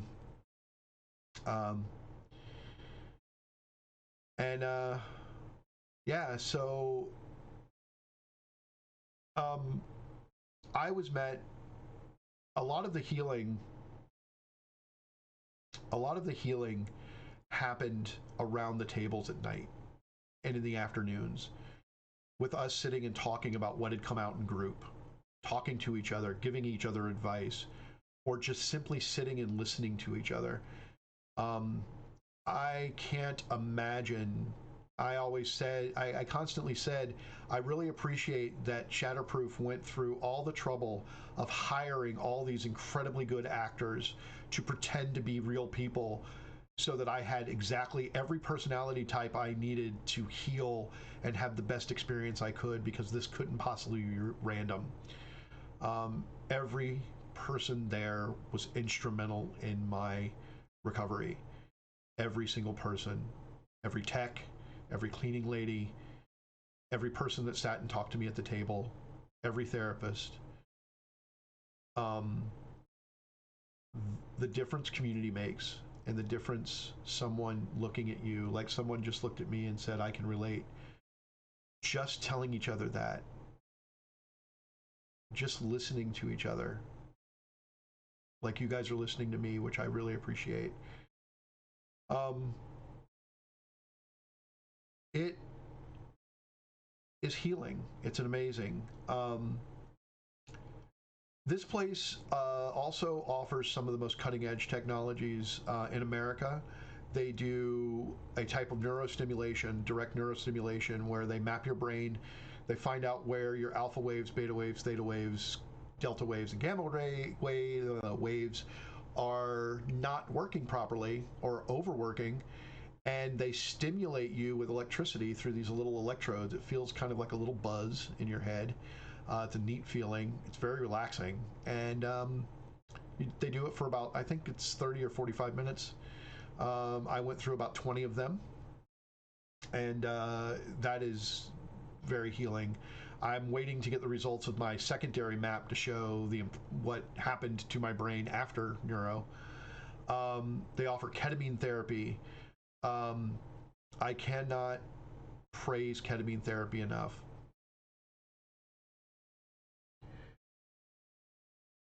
The way ketamine works is it increases brain plasticity. It rewires neuropathways and allows you to rebuild neuropathways. So does neuro. But the biggest thing that it does is it washes out your serotonin and your dopamine receptors. Because it turns out, yep, the tranquilizer done slow on a slow IV drip. Turns out that my depression was a form of depression called medication-resistant depression. Remember how I told you I thought that my Wellbutrin might be increasing my suicidal ideation? My second weekend at Shatterproof, I started getting sad on Friday, but I thought, this is normal. I have sad things happening, and I'll just process. I'm talking plenty, and I'm doing all my things. I'm journaling and doing all the things I'm supposed to. Saturday, sad became ruminating, but I still thought I was solid. Sunday night, I realized I was cut off from all my support systems. Those of you that are here that are part of my support system, Spider, Crab, others. Spider and Crab, weird. Understand that I know you would have been there for me. Understand that I couldn't puzzle that out. So don't think that I don't know how supportive you are. But I couldn't figure that out. I felt cut off. I felt separated. And Sunday night I laid awake ruminating about what was going to happen when I came home, about the end of my marriage, about never speaking to my ex again, about losing so many of my friends during this time, damaging so many relationships. And my suicidal ideation returned, but this time with a plan. One aspect, so you have the Shatterproof area. Across the parking lot from Shatterproof is a 6-story tower where the mental health is housed for what they call PHP, partial hospitalization. And I thought to myself, hey, that 6-foot tower, that 6-story tower would do it. A 6-story fall would do it.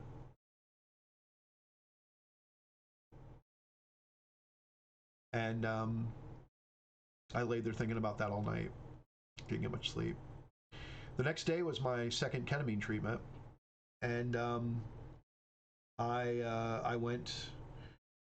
got up in the morning, and I always do my meds nice and early, but I went over and I sat down at the small table with a group of guys. There was a particular group of guys that sat at the small table, and one of them, I think I can say his name on here. I don't think he would get mad. Well, I won't. We'll call him Sling-a-Ling. Let's just call him Sling-a-Ling. Those that know.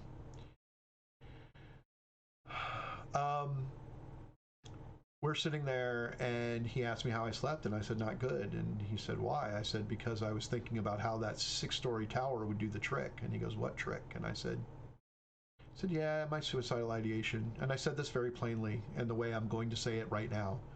Yeah, my suicidal ideation returned last night, and I kept thinking, man, that 6-story tower would do the trick. And he got very upset, and he said, Terry, I don't like hearing you talk like that. Don't do anything. Don't do something like that. Don't even talk about something like that. Are you okay? What do we need? And I said, no, I'm fine, and I'm fine. And I sounded very reasonable, because I was. Whenever my suicidal ideation would creep up, I would never get emo or freak out. I would get very calm. Very calm. And it seemed very practical. But I went over to the nurse's station to get my morning meds, and by the time I got there, I was crying. And they saw that I was visibly upset, and they asked me what was going on, and I told them I hadn't slept and that my suicidal ideation had returned. And they were very concerned about me, but they gave me my meds and let me go. But what I found out later was they immediately called all the powers that be and told them about me. And before I got too far away, a tech came up and he found me because he had to put me on a van to go next door to Neuro Central because for my ketamine treatment. And he saw me and he asked me if I was okay. And I said, no, I'm having a hard morning. And I was crying openly, weeping. I couldn't stop. And I said, yeah, my suicidal ideation returned. And he said, oh, okay. And he put me in the van. And I forget which tech that was, but I do know that the van driver was Benny. And Benny says, hey, man, what's going on? And I said, yeah, I'm not doing too good. I'm not doing so hot. I'm feeling really sad. And my suicidal ideation returned last night, and I didn't sleep. And he gave me some kind words and dropped me off at Central Neuro and made sure I got inside. And by the time I got inside, every one of those people that I'd contacted along the way, the greatest staff in the world, and including the 4 people around that table that heard me say that, who had run to techs immediately, they had all reported to every doctor in the facility what was going on. And so the doctor in charge of the ketamine called me into his office, which I wasn't supposed to see him that morning. I had already been cleared by him. So he called me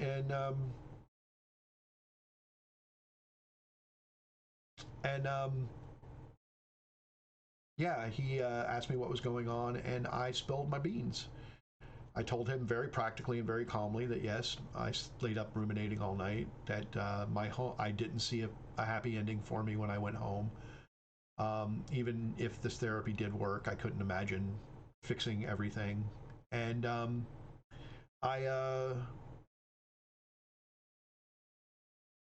told him, and he said, well, do you have a plan? And I said, I don't have a plan, I have an idea.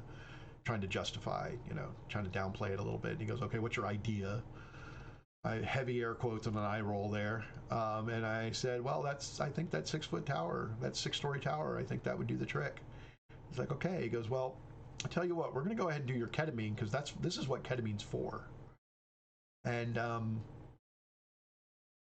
I said, yeah, I think maybe my Wellbutrin. He goes, yeah, we're going to take you off that Wellbutrin. And I said, okay. And he goes, and we're going to put you on a thing called Rexulti. Because it's a mood enhancer, and it's going to give you a little pop to help you through these bad times. And I said, okay, that sounds good. And I went in, and I had an amazing, amazing experience in ketamine, and I walked out of there feeling pretty good. And I'm like, all right, yeah, man, that did the trick. There I am, I'm back on. And I walked out, and I went and I had lunch, and I was expecting to go back over, and I went over to Shatterproof, ready to go to my afternoon. We had 5 hours of group every day, 3 hours in the morning and 2 in the afternoon. And I was ready to go to my 2-hour afternoon when my therapist pulled me aside and said, hey, why don't you come and talk to me for a minute? And I said, okay, this is weird. I didn't have an appointment with you today. And we talked, and he asked me if I would be willing to go back over to North for observation for a night. And I said, nah, I don't think I need it. I'll be fine. And he asked me about 6 more times, and I kept saying nah. And he said, okay, well, all right, go ahead and go to your group. And I did. And when I got out of group, he came up to me and he said, we've decided you're going back over to North. You're going back over for the night, so go grab some clothes and take it over. So I went and I grabbed 1 set of clothes, and I figured I was going over for a night. So I turned in my phone. That's why none of you could get a hold of me after this. And I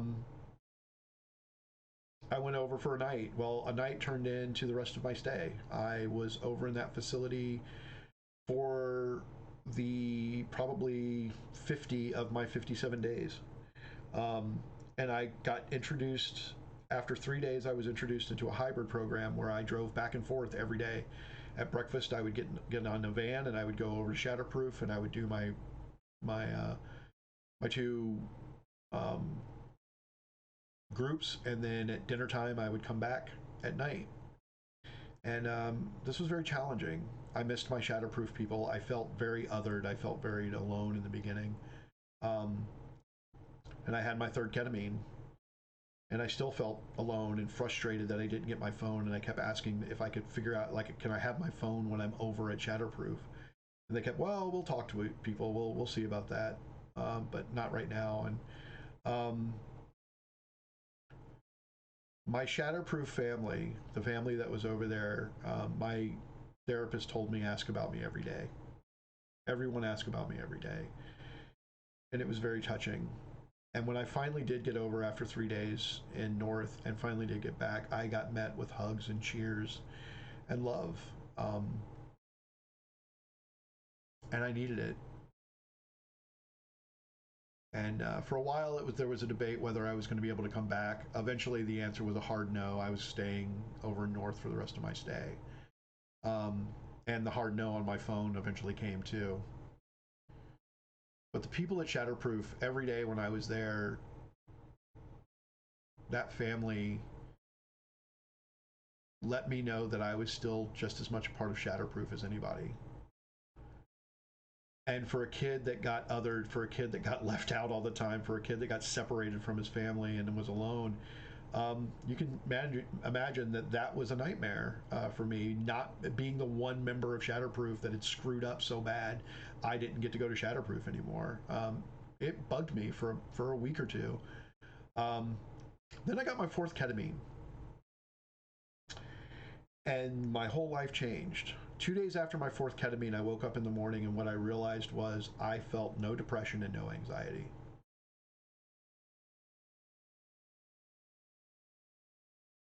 And for the first time in my life, feeling that feeling, I didn't know what it was, but when I puzzled it out and figured out my depression, I don't feel my depression and I don't feel my anxiety. I realized that in 51 years, I had not lived a single minute without depression and anxiety. Especially depression. I realized that even when I was happy, even all those times you guys saw me happy doing a show or playing with my friends, sadness was there at the edges, and the second happiness went away, sadness came in. I had no neutral. I had no middle ground. Nothing. Happy or sad. And the sad was always a crash.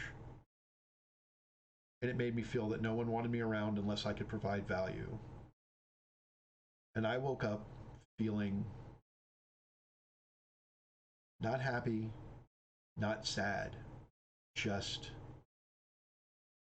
okay, content, peaceful for the first time in my life ever.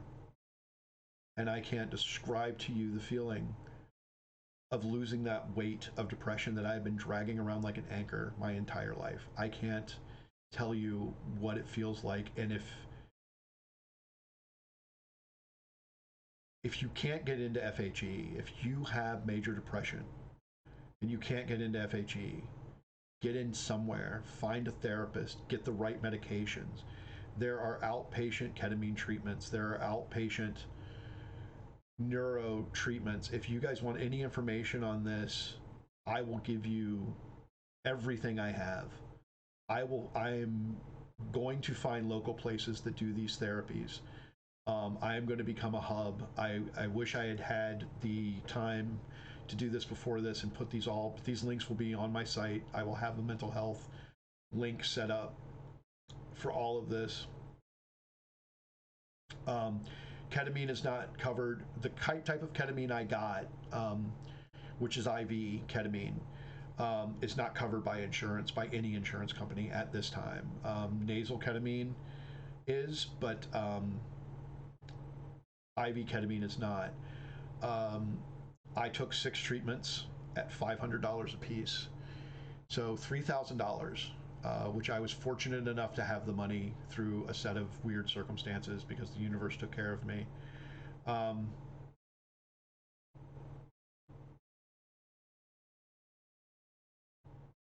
Was worth every penny. And if they called me right now and said, we need you to pay another $3,000, I would pay it. I would sell my car if I had to. I would do anything I had to, and I mean anything that I had to. No matter what's going on, I always take it there. I would do anything to get those treatments. And I'm telling you, if you have major depression and you have tried every drug in the world, find ketamine, even if it's the nasal. Clinical trials show that the nasal ketamine is as effective as IV. Now, there are some differences. There's some subtle stuff that goes on. I haven't tried nasal ketamine, intranasal ketamine, or IM, intramuscular, where they give you a shot in the arm. I haven't tried either of those therapies, so I can't speak to them. I can only speak to IV therapy. If your insurance covers nasal or IM, do it. Give it a shot. Give it a try. Whatever anyone offers you, I'm gonna find networks of neuro stimulation. It's hard to find exactly the same kind of neurostimulation that I got, but I'm going to try to find that, and then I'm going to also find all the other types of neurostimulation, because maybe you will react to neurostimulation of a different type in a different way. I have lived now a month without depression. I have not had a single moment of anxiety. I was excited and nervous to do this tonight. I was feeling vulnerable, but I was not anxious. I did not have an anxiety attack going into this. I've had anxiety attacks playing Phasmo on this channel and had to quit Phasmo. I did not have an anxiety attack coming out here and telling you this story. I am not cured. It will come back. I will have to do maintenance doses. Now, the good news on that is they say that it can last from 1 month to 6 months to a year. And they say the more you do, the longer they last. Meaning, if in 6 months I re-up, the next one might give me 7 months. And then after a few of those, I might go 9 months. And then after a few of those, I'll go a solid year. I don't care what it's going to cost me. I will find it. I will borrow it. I will sell plasma. I will do whatever I need to do to get the money. And I'm going to continue that therapy on the long term. I'm going to take the meds that I'm currently on. I'm on Lexapro and Rexulti. I'm going to continue those for a year because I don't want to mess with anything. If you are suffering from depression and you have suicidal ideation, first of all, don't give in to it. No matter how reasonable it is making it sound, do not give in to it. Ask for help. Ask anyone for help. If you have to get yourself Baker acted to get that help, ask a cop for help. Go to an emergency room and ask for help. Whatever you have to do, do not end your life.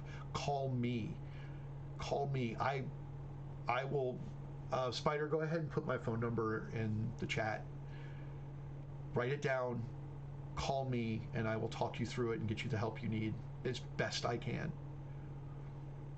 If I am working, I might show up in a Lee County ambulance, wherever you are. If you're out of state, I will stay on the phone with you as long as it takes. Whatever it takes to get through, to get past that suicidal ideation, those thoughts of suicide, whatever it takes you to do it, do it.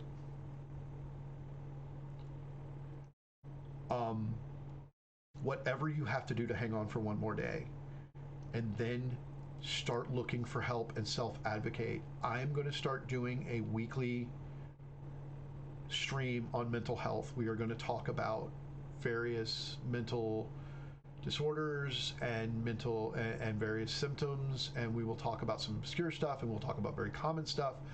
And we're also going to run it like a group therapy, where if someone wants to share their story, they can. I'm going to set up a Discord so that people can call in and use voice, or if they want to do it in chat, we will clear the chat and let them tell their story in chat if that's the way they want to do it. And we'll run it like a group, and we will allow crosstalk as long as it's positive and supportive. I'm going to start collating resources, and I'm going to make sure that every time I broadcast, those resources are easily findable on my page and in my chat, and so that people can get the resources they need to the best of our ability.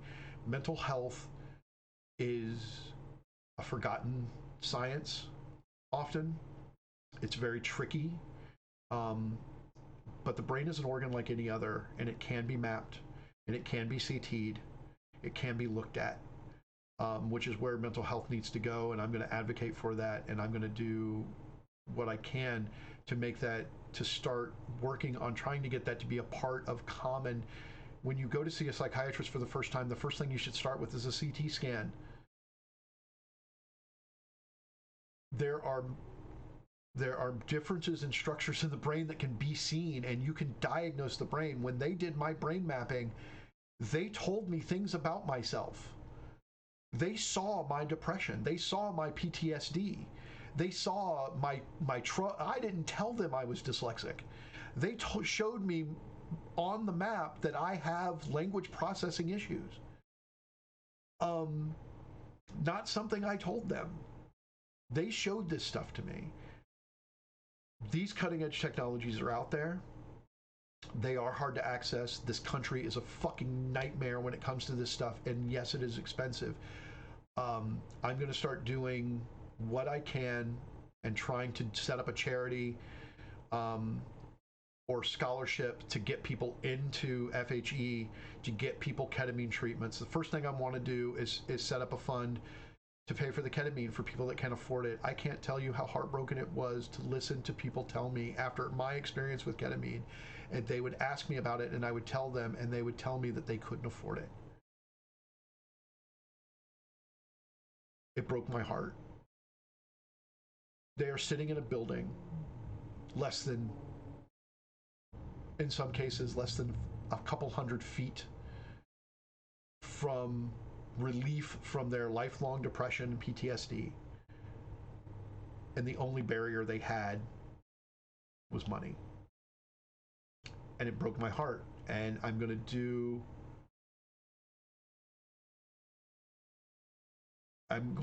and you're right, it can be injured. And actually, trauma, PTSD can alter the biology of your brain visibly on a CT. Sometime on the brain mapping, traumatic brain injuries show up on the brain mapping they do. And if your PTSD is significant enough and in the right part of the brain, they actually have to wait until they put you through, when they remap you, to find out whether it was actual TBI, traumatic brain injury, or if it was deep-seated PTSD, because it can show up as TBI. It can show up the same as having your head hit with a hammer.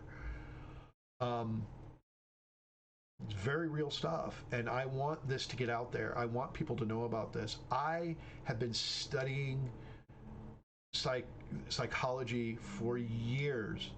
I have been advocating in my therapy hard. I've been working with my therapist hard. I've been looking up stuff. I'm a good clinician. I understand medicine. I was not aware of what was out there. I had no idea that this neurotherapy was what it was. I had no idea that ketamine, I knew that ketamine was being used as a therapy. I wanted to avoid it because I was afraid of dissociation. I can tell you, I have no interest in partying on ketamine. I don't understand how people do. They must microdose the shit out of it, because any significant dose, your party's going to be a bunch of people laying around on the couch. Having cool experiences, but very alone. I am very interested in psilocybin therapies. Psilocybin therapies are legal in some states. They are not legal in Florida. I am very regretful of that. I would have loved to have done psilocybin therapy. I may still do psilocybin therapy if something starts creeps back up. MDMA, what you guys call, Colorado. Yeah, they decriminalized mushrooms, making it possible for psilocybin therapy to be done very easily in their state. So that is a place that I am going to be working towards very hard to get to, and to help get these therapies in place for people that need them. People in my line of work, people in first responders, and yes, anyone can get traumatized. I never brought my job up. You guys just heard my story. I don't complain about that one call.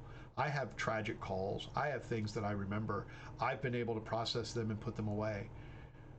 It was this trauma of my childhood that did this to me. So whatever your job, whatever your trauma, don't diminish it. Don't think that it's lesser. Oh, well, my dad didn't beat me. He just hit me with a belt. A combination of things, of him hitting you with a belt and with a couple other things, can definitely alter the way your brain operates and create a neural pathway that causes problems for you for the rest of your life. That is what happened to me. My mother wasn't a bad mother. My mother did her goddamnedest to raise us, and she did. And we survived. My mother made less than $10,000 a year and raised 4 people, 3 of them boys, on less than $10,000 a year. It was Herculean. But her absence and the way that she chose punishment over care affected me. And it affected me pretty badly. And it cost me relationships. And there are people that are missing from my life that I will miss forever. And I'm very likely never going to get them back. I know there are some that I will never get back, and others I'm not very likely to get back. And it breaks my heart. So I've been talking for 2 hours. I'm going to go ahead and open up the chat. I'm getting off my soapbox. Open up the chat. Any questions that you have, anything that you want to ask me about anything. I'm willing to share any information I have as long as I don't have to break HIPAA for anyone else in the program. Thank you. Thank you, Smoke. That means a lot. That means a lot. You're welcome. Thank you for listening. 2 hours, that's a long, I talked for a long time. So does anyone have any questions about anything? Or anything they want to share? If you are feeling right now, if you're sitting there and my story has touched you and you want to share. We will talk to you. I will get you up if you want to talk on air, I will get you into a chat right now and we'll do this. All right, what do we got? Shit, I had objectively phenomenal childhood, but I've had to recognize and root out shit my grandparents did to my parents, which flavored what they taught me. It wasn't that bad. It can always affect. Yeah, that's called generational trauma. And it's very real. Remember, our parents were raised by people coming back from World War II who had PTSD and thought that, smacking people in the head was the right way to go. Steel Fire, this was a really big deal. I'm so glad you got the help you needed. Thank you. Thank you. I am too. It was a lot of people involved, and a lot of luck on my part, which is why I want to put this out here so that maybe I'm going to be lucky for someone else. And I hope you guys took my number down. I'll probably put it into the chat again before we go, just to make sure everyone has it. It's 4 a.m. for me, but rewards are important enough to stay up and listen. Thank you, Countess Cassie. Countess, you know how to contact me, and now you have my phone number. If you go back up in the chat, if you need anything, you call me. I love you. You're wonderful. And if you need anything or have any questions that you don't want to ask here or whatever, my phone is open. Go ahead and contact me. You guys can find me on Facebook, Terry Whitaker on Facebook, if you don't know, or you can contact me through here, through Whispers, and I'll check up on it, and we'll get this done. Oh, the gremlin had your phone? That's funny. That was very confusing, and it did break my brain, but because I was like, what am I missing? My father wrote him up before he passed how incredibly damaged he was by mental workers attempting to pacify him in his first marriage. It spooked me something terrible about the field and its workers. I'm glad to hear a positive experience around it. You're sharing your story is really soothing some of that unease. It sounds like your father was traumatized, and I don't know how long ago this was, but understand that mental health has come a long, long way. There are still people who aren't it's not perfect, and you have to find the right fit for you. There are a million therapies and a million therapy styles. Sometimes some people use tough love, some people use very gentle love and coercion. There's a voodoo woman named Lisa Lee who works for FHE, and she does this thing called integrated breath work, and holy shit does that stuff work. I will tell you about that in a minute. Thanks for streaming in. I really missed you, Gyrick. Oh, Roscoe. Yeah, Roscoe. I don't know how much of the story you got, but it's all recorded. Yeah, I was in a mental health facility for 57 days. Thank you, man. You're always so solid. You're here for so many of my broadcasts, and yeah, I'm glad to be back. And I'm gonna be streaming a lot more, and I'm gonna be doing one of these a week to talk about mental health. And then otherwise, I'm going to be playing video games badly. I'm so proud of you and so happy for finding your brain without depression. I'm so sorry. I need to do, but I'll reach out one-on-one. Look forward to the future streams. Okay. Yes, reach out to me one-on-one. I'm not sure exactly who you are, Paranor 82, but I'm sure you will tell me when you reach out to me if you know how to get a hold of me now. Or probably did before. I have a feeling we know each other. Anyway, thank you for dropping in, and thank you for staying for this long 2 hours and listening to my story and being so supportive. Thank you. I teach high school psychology now. There are so many kids going through so much right now. All of us, really. The info needs to be out there. Thank you so much. Thank you. Yeah, 2020, we all have PTSD. Every person on the planet has PTSD to one degree or another from living through a pandemic. It's affected all of our lives. It's affected how we talk to each other, all the misinformation, all the confusion, all the fear, all the isolation. That is all definitely had effect on how all of us deal with each other and deal with society.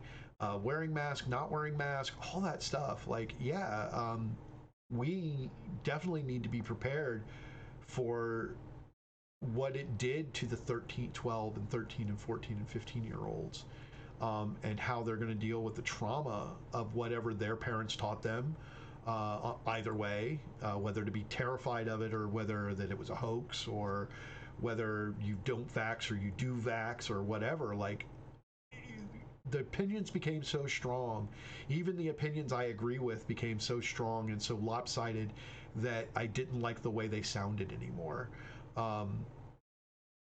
It's crazy. It's crazy. 2020 really fucked up everything.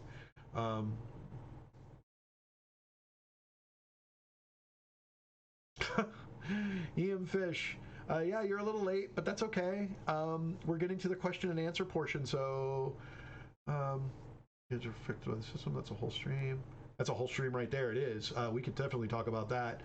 Spider, if you want to come in and talk about that, holy shit, we could do a hell of a stream on that. And there can be shit psychs out there, definitely, but it's important to know that there are ones that aren't. That is absolutely true. Yeah, your experience may vary. You know, even within Shatterproof, I watched people not get out of it. Now, I believe that you get out of it what you put into it. I completely surrendered to the program, and that's what I suggest you do. If you decide, once you figure out your psychiatrist or your program or your inpatient or whatever you do, once you decide to do it, if you're gonna do it, don't do it 50% or 80%. You will destroy the process.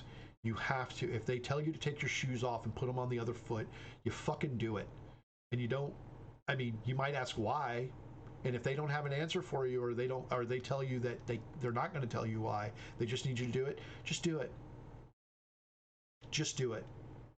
Just do what they tell you. Because if you're fighting them all the way and think you know better than them, you're not going to get out of it what you can. Oh, Roscoe, you joined 20 minutes in. Okay, so you heard all the sad stuff. Okay. Well, thanks for coming, man. You are solid. I think you're right behind Spider Tries as like my number one solid. Maybe Dracos. Dracos is pretty solid as far as showing up for like everything. Countess Cassie, man, every time we get on Phasmo, she just comes in and blows us out of the water.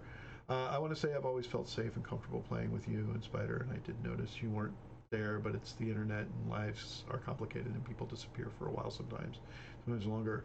But I would have missed you, so I'm glad you're feeling better now and are back. Thank you, Countess. Thank you so much. Yeah, I know my Twitch only family. I had disappeared from Twitch a couple of times, so I understand that you were just thinking that I got busy. And I appreciate you coming in and listening to this. And I know it's not my normal broadcast. And I really, really appreciate your support. And I can't wait to play Phasmo with you again. Thank you for sharing. You add value to people's lives just by being who you are. Thank you, Jay. I love you, brother. There's nothing else I can say to you, man, that I haven't said over the past 30, 40 years of our friendship. Thank you very much. You always got me.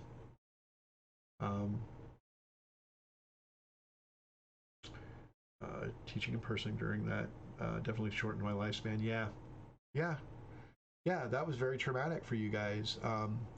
You know, you're having to worry about your own health, and then of course you have the kids whose parents are telling them that they don't have to wear masks and they don't have to get vaxxed, and that it's all a hoax. So now you have them walking around the hallways fighting you tooth and nail at every turn.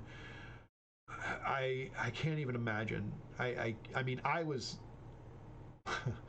I was there dealing with my own shit, and I was with you while you were dealing with that shit, and I still can't truly imagine how terrible that must have been on a daily basis trying to teach in person.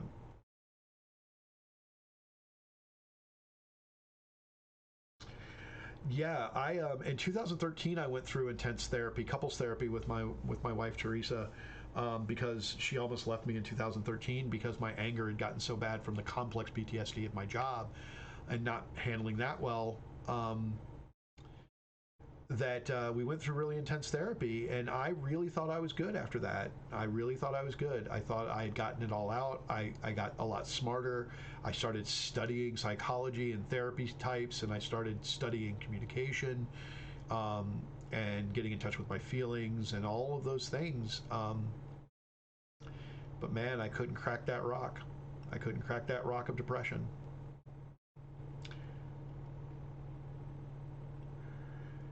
Thank you for staying up so late, Jones.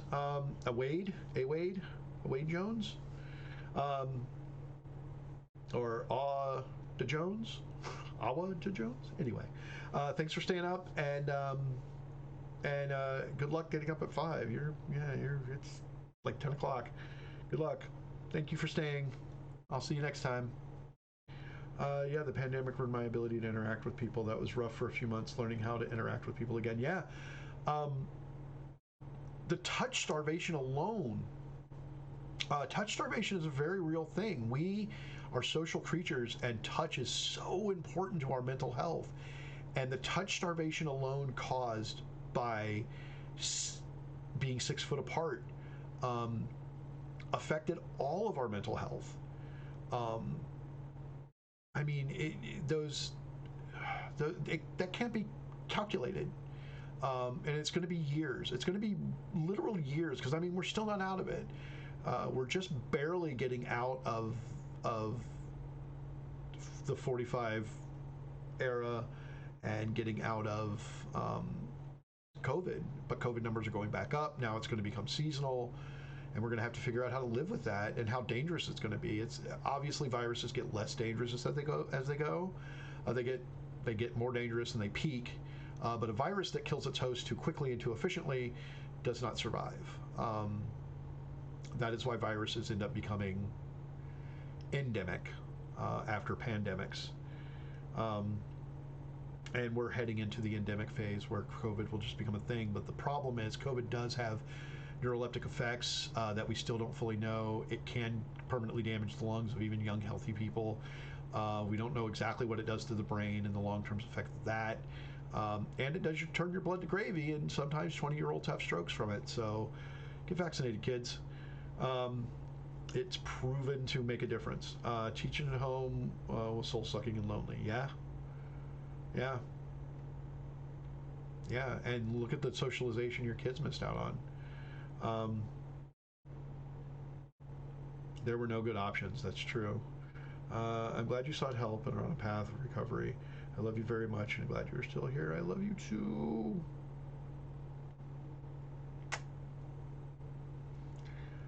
I love you. Thanks for coming in. Thanks for being here. Thanks for the support. Dr. Tiffany Fields. Okay, good.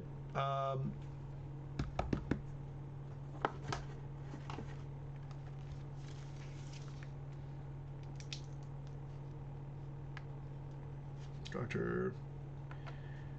Tiffany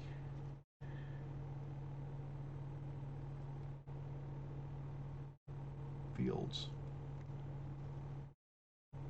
Brain fart. Okay.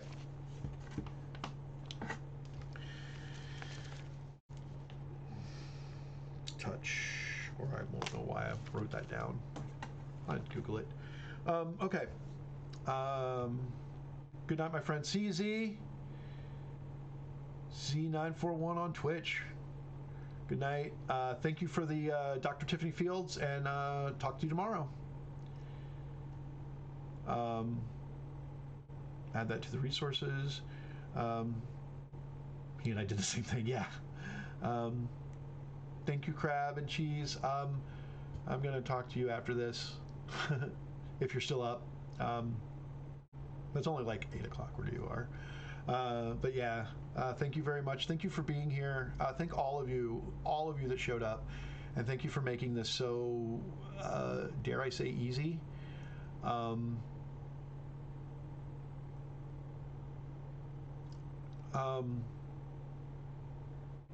Must write down, brain unreliable. The reasons you two are such good friends, Spider. Yep, that is true.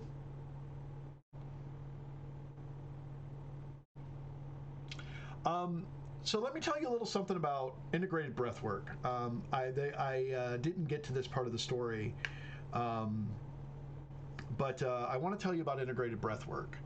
I call it voodoo because it seems like magic. Without drugs of any type, you lay down on a mat and you breathe in a very special way. This breathing is done like this.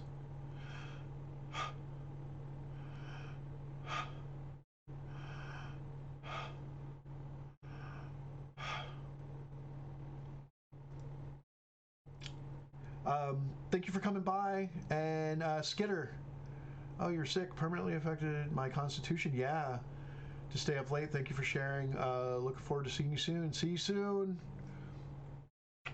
Thank you. So you lay there and you breathe like that for somewhere between like 3 and 7 minutes, I think she says, maybe 10, I don't know. She lets you breathe like that. And suddenly you'll feel your body getting very heavy, and then suddenly it gets light and tingly and just kind of disappears in some cases. And then you start having visions. When they're undirected, your brain just tells you what it wants to tell you, and you focus on what you want to focus on. But when she does a one-on-one, she directs your brain. She guides you, and she guided me to go back to my childhood to look at the first time I was hypervigilant. I pulled up this memory of my brothers picking on me and making me nervous for my safety at all times, so I started becoming very aware of where people were and what they were thinking and all this stuff. And she told me, as they were picking on that younger one of me, hurting me and making me cry and making me feel unsafe, she told me to go into the scene as me now, and just to pick little me up and hold him and tell him that it's going to be okay. Tell him that he's safe, and that if he's ever scared or hurt, he can come to me for safety.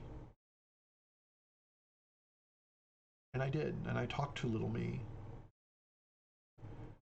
And I told little me that it was safe to come to big me because I can protect him now, instead of him trying to protect me. Then we moved forward to the day that I told you about, where my bed was given away and I moved out of the house. The day where I realized that my value, I didn't have enough value to earn a room. or to be stuck. You know, my mother was more worried about my twice pregnant sister sleeping with her boyfriend than she was about me having a place in my own home that was full of people, like 12 or 15. And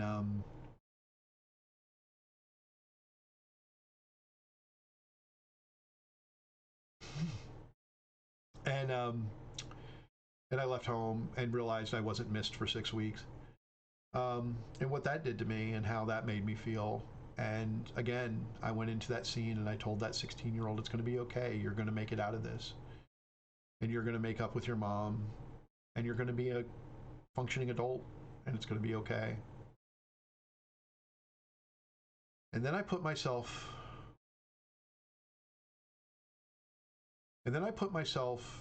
in my barn about 3 or 4 years ago. And this time, instead of waiting for something bad to play out, because nothing was going to, I was at a solstice party having a great time with all my friends when current me walked up to 3 year ago me. And new me took old me aside and said, tonight you're going to meet someone. And you're going to have a friendship, and then you're going to fall in love. And then you're going to destroy that relationship. And in the course of destroying that relationship, you're going to destroy other relationships. You're going to destroy your friend circle is going to collapse because of isolation and COVID and your poor, failing mental health. You're going to destroy your relationship with Teresa.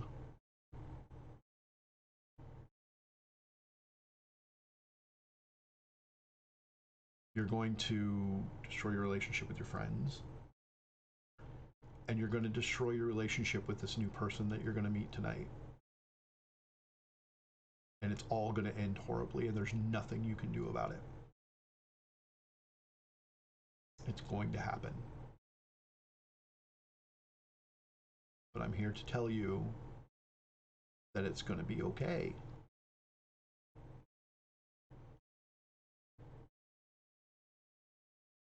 That in the end, it's going to be okay. And then I hugged the new me, hugged the old me, and the old me hugged the new me. And we both started crying. And I started crying pretty hard in the office. I had already been crying, but then I went to ugly snot crying.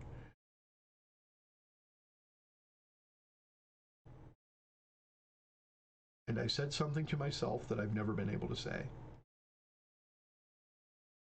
I told me that I love me. And not only that I love me very much. And I've never been able to say that with any kind of conviction. And if you ever figure out a way through integrated breath work, ketamine, MDMA, LSD, mushrooms, I don't care, sitting and talking to yourself in a mirror, if you've got that kind of discipline. If you ever get a chance to talk to your younger self and tell yourself that you love you, it is the most freeing and validating thing that can happen to you. For the first time in my life, I love me. I truly, truly love me. And I just kind of wanted to share that to you. No matter what you feel, I hated myself. I loathed me, and I thought I deserved nothing good. And now I love me, and I know that I am deserving of love and care and peace. And all of you people listening to me for 2.5 hours.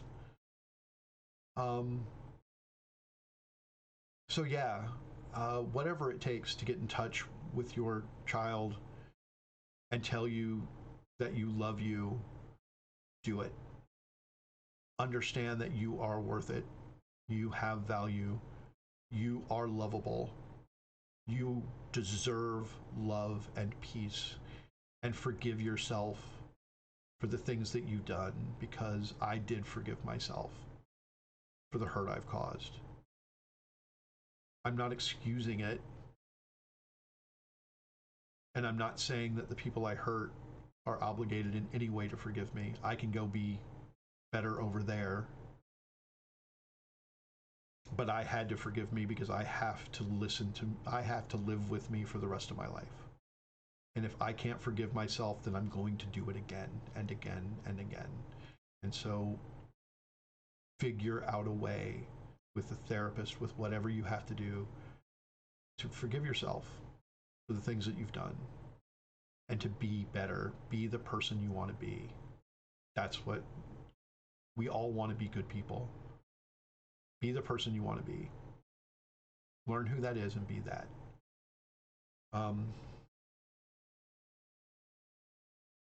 Thank you. Thank you. Anyone have any other questions? Anything that you want to talk about?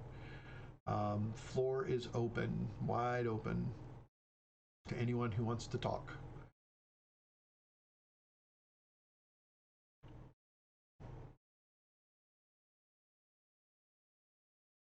I get a piece of chocolate.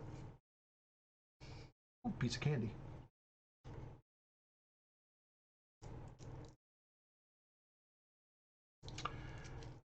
Don't all jump in the chat at once. I know it's hard. And if you guys are done, I've told my story. I thank you very much for listening. If no one has any questions, I'm going to go ahead and start wrapping this up.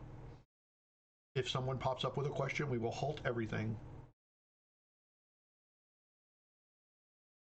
Okay. Okay, Countess. Next week, we will be doing something similar. I will be having a guest on. They are going to tell their story and their experience at Shatterproof. Thanks for the hug, Rhino. I appreciate you. Good. Good. If I've helped anybody tonight, that was my goal, even if just a little bit. And I appreciate all of you for listening. This has been an incredible experience. I've never felt, I mean, I just went through therapy and talked in group and all of this stuff, but I've never experienced being able to sit for 2.5 hours and just talk about me and have such support, and I really appreciate you guys.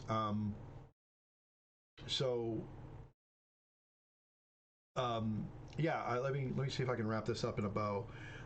Next week we will be doing, I don't know which day it's going to be. I have a rotating schedule, you guys know, so my schedule is always going to be rotating, but I'll probably pick 2 days, probably like Tuesday, Wednesday, Monday, Wednesday, something, alternating to do this. It's also going to depend on the schedule of my guest next week. I'm hoping to get them. If I don't get a guest next week, then we will do something else, but we will do it. It will be a mental health discussion. If you have questions, start writing them down. Think about this during the week, write them down, and I'll have a subject to go by and something to do, but anything that comes up in the chat, we can talk about. I will do the best I can to answer questions, and if I don't know the answer, I will look it up and I will try to explain it as best I understand it. And if I don't understand it and I can't explain it, I will tell you, and I will then start a massive search to find somebody who can explain it to me so I can explain it to you. Helped you remember? Thank you, Countess. I know you've got such a time difference. Love you too, Steele. Good night. You're welcome. Thanks for coming. Love you much.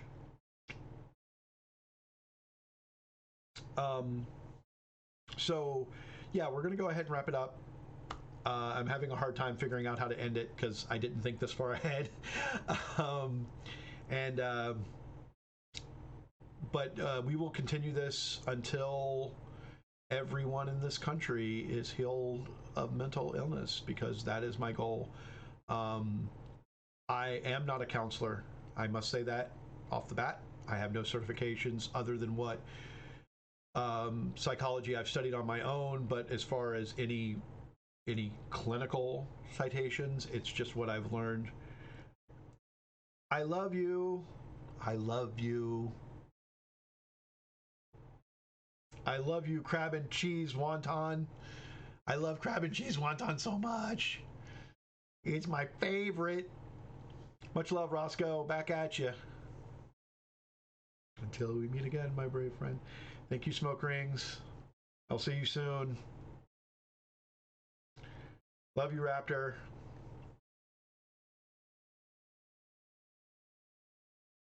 Oh, I love me. And I love all of you. I do love me. I'm a pretty fucking cool person when I really sit down and think about it. And yeah, I've done some shit that I regret, but man, and I will, oh, Countess, I will definitely see you in Phasmo. I am now, yeah, Phasmo is going to start happening a lot. Yeah, that's going to be a thing. I miss Phasmo so much. So, thank you. I love you all. Thanks for hanging out. Do we want to raid somebody, or you guys are all ready to go to bed? It's late. Do you guys want to raid somebody, or you want to bug out? What do you want to do? I'll leave it up to you.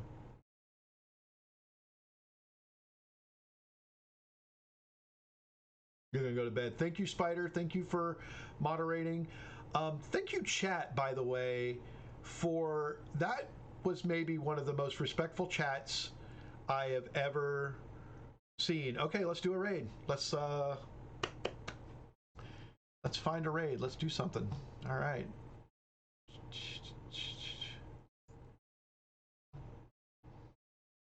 Ooh. Do we raid? Installing's got plenty of. Oh, I think they're all playing together. Okay, we've got one called Mystic Fox, and I am a fox at heart, so we're gonna go with Mystic Fox. I know Mystic Fox. These are all friends of mine. I think they're playing Fortnite together, so we're gonna jump on this train. Actually, all right, let's do it. You got to run in and yell raid as soon as we get there.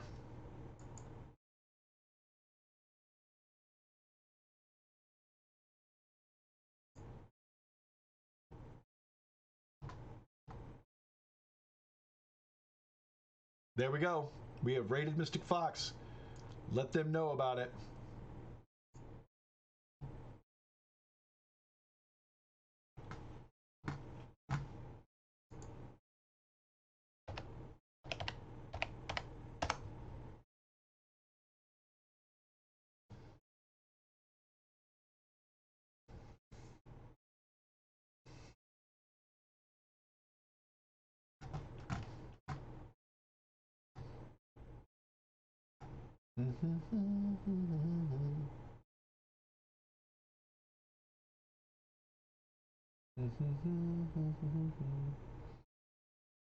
Nice, Graphenix. Nice, Raptor. Good job, Spider. Get him.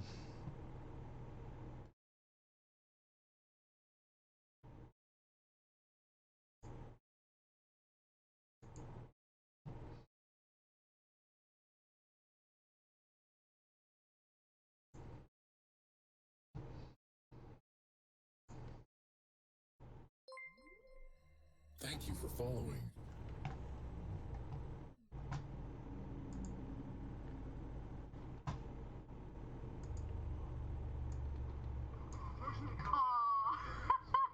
Mostly looking. Aw, thank you. Oh, there we go.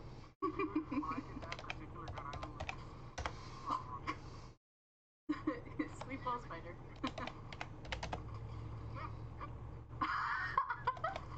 Aw, dude! Hey! Boo. Eric Dumb Morgan. How's it going? I know.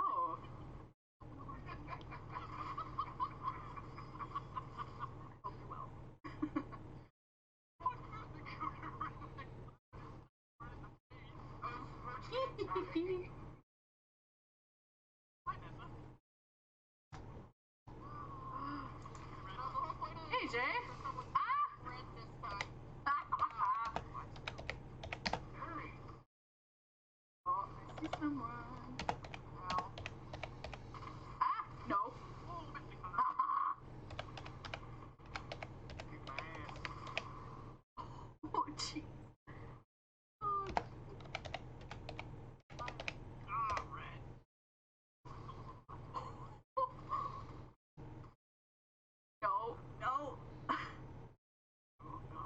win percentage tonight? It's low for me. Clearly. It is.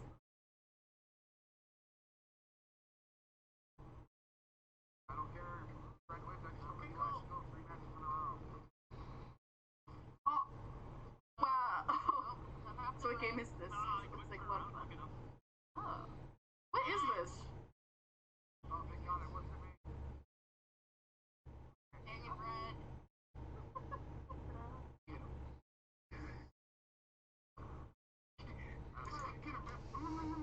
This is what it is. You have unlimited ammo, and you just choose. Yeah. Oh, cool. Oh, just lobby and Yeah. Cool. I'm not gonna lie, I'm a little sweaty. yeah. Jay! Wait! Jay!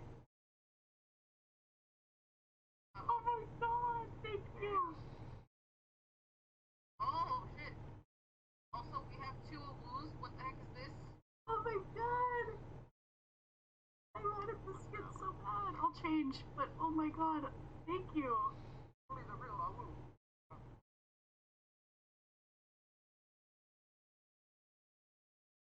What players starting up yet? Roughly. I think. I'm at a loss for words. Oh my god, that's so sweet. Oh, Jay! These skins are good, right? I don't have a lot, but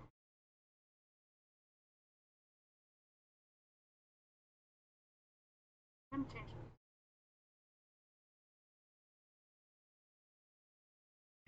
And we also have My Hero Academia. The other minigame. Let's show you. Ooh, got some Venom going on. Right? Ooh, Thanos?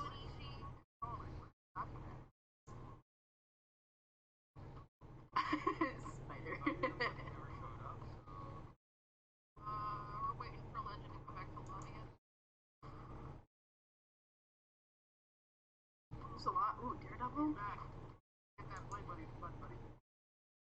There's a lot. You don't come close if you want. There's a lot.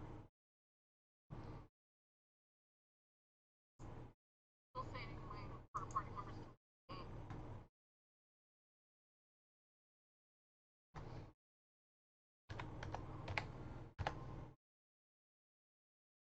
Oh, dear God. Change game mode back again. It's still showing him for me like. I want that skin so bad. Also, it's probably too ready for shouting out the EC. And not only do I stream like these, but I also mod at the same time. Yep. Mm-hmm. I'm starting to open up my repertoire.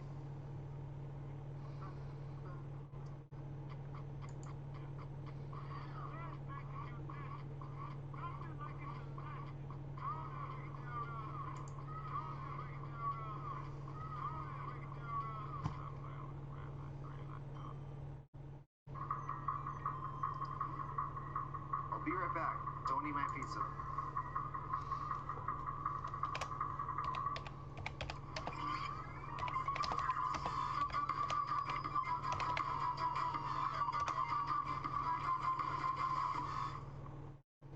Really? Just gonna eat all my pepperoni. I thought you wanted cheese pizza.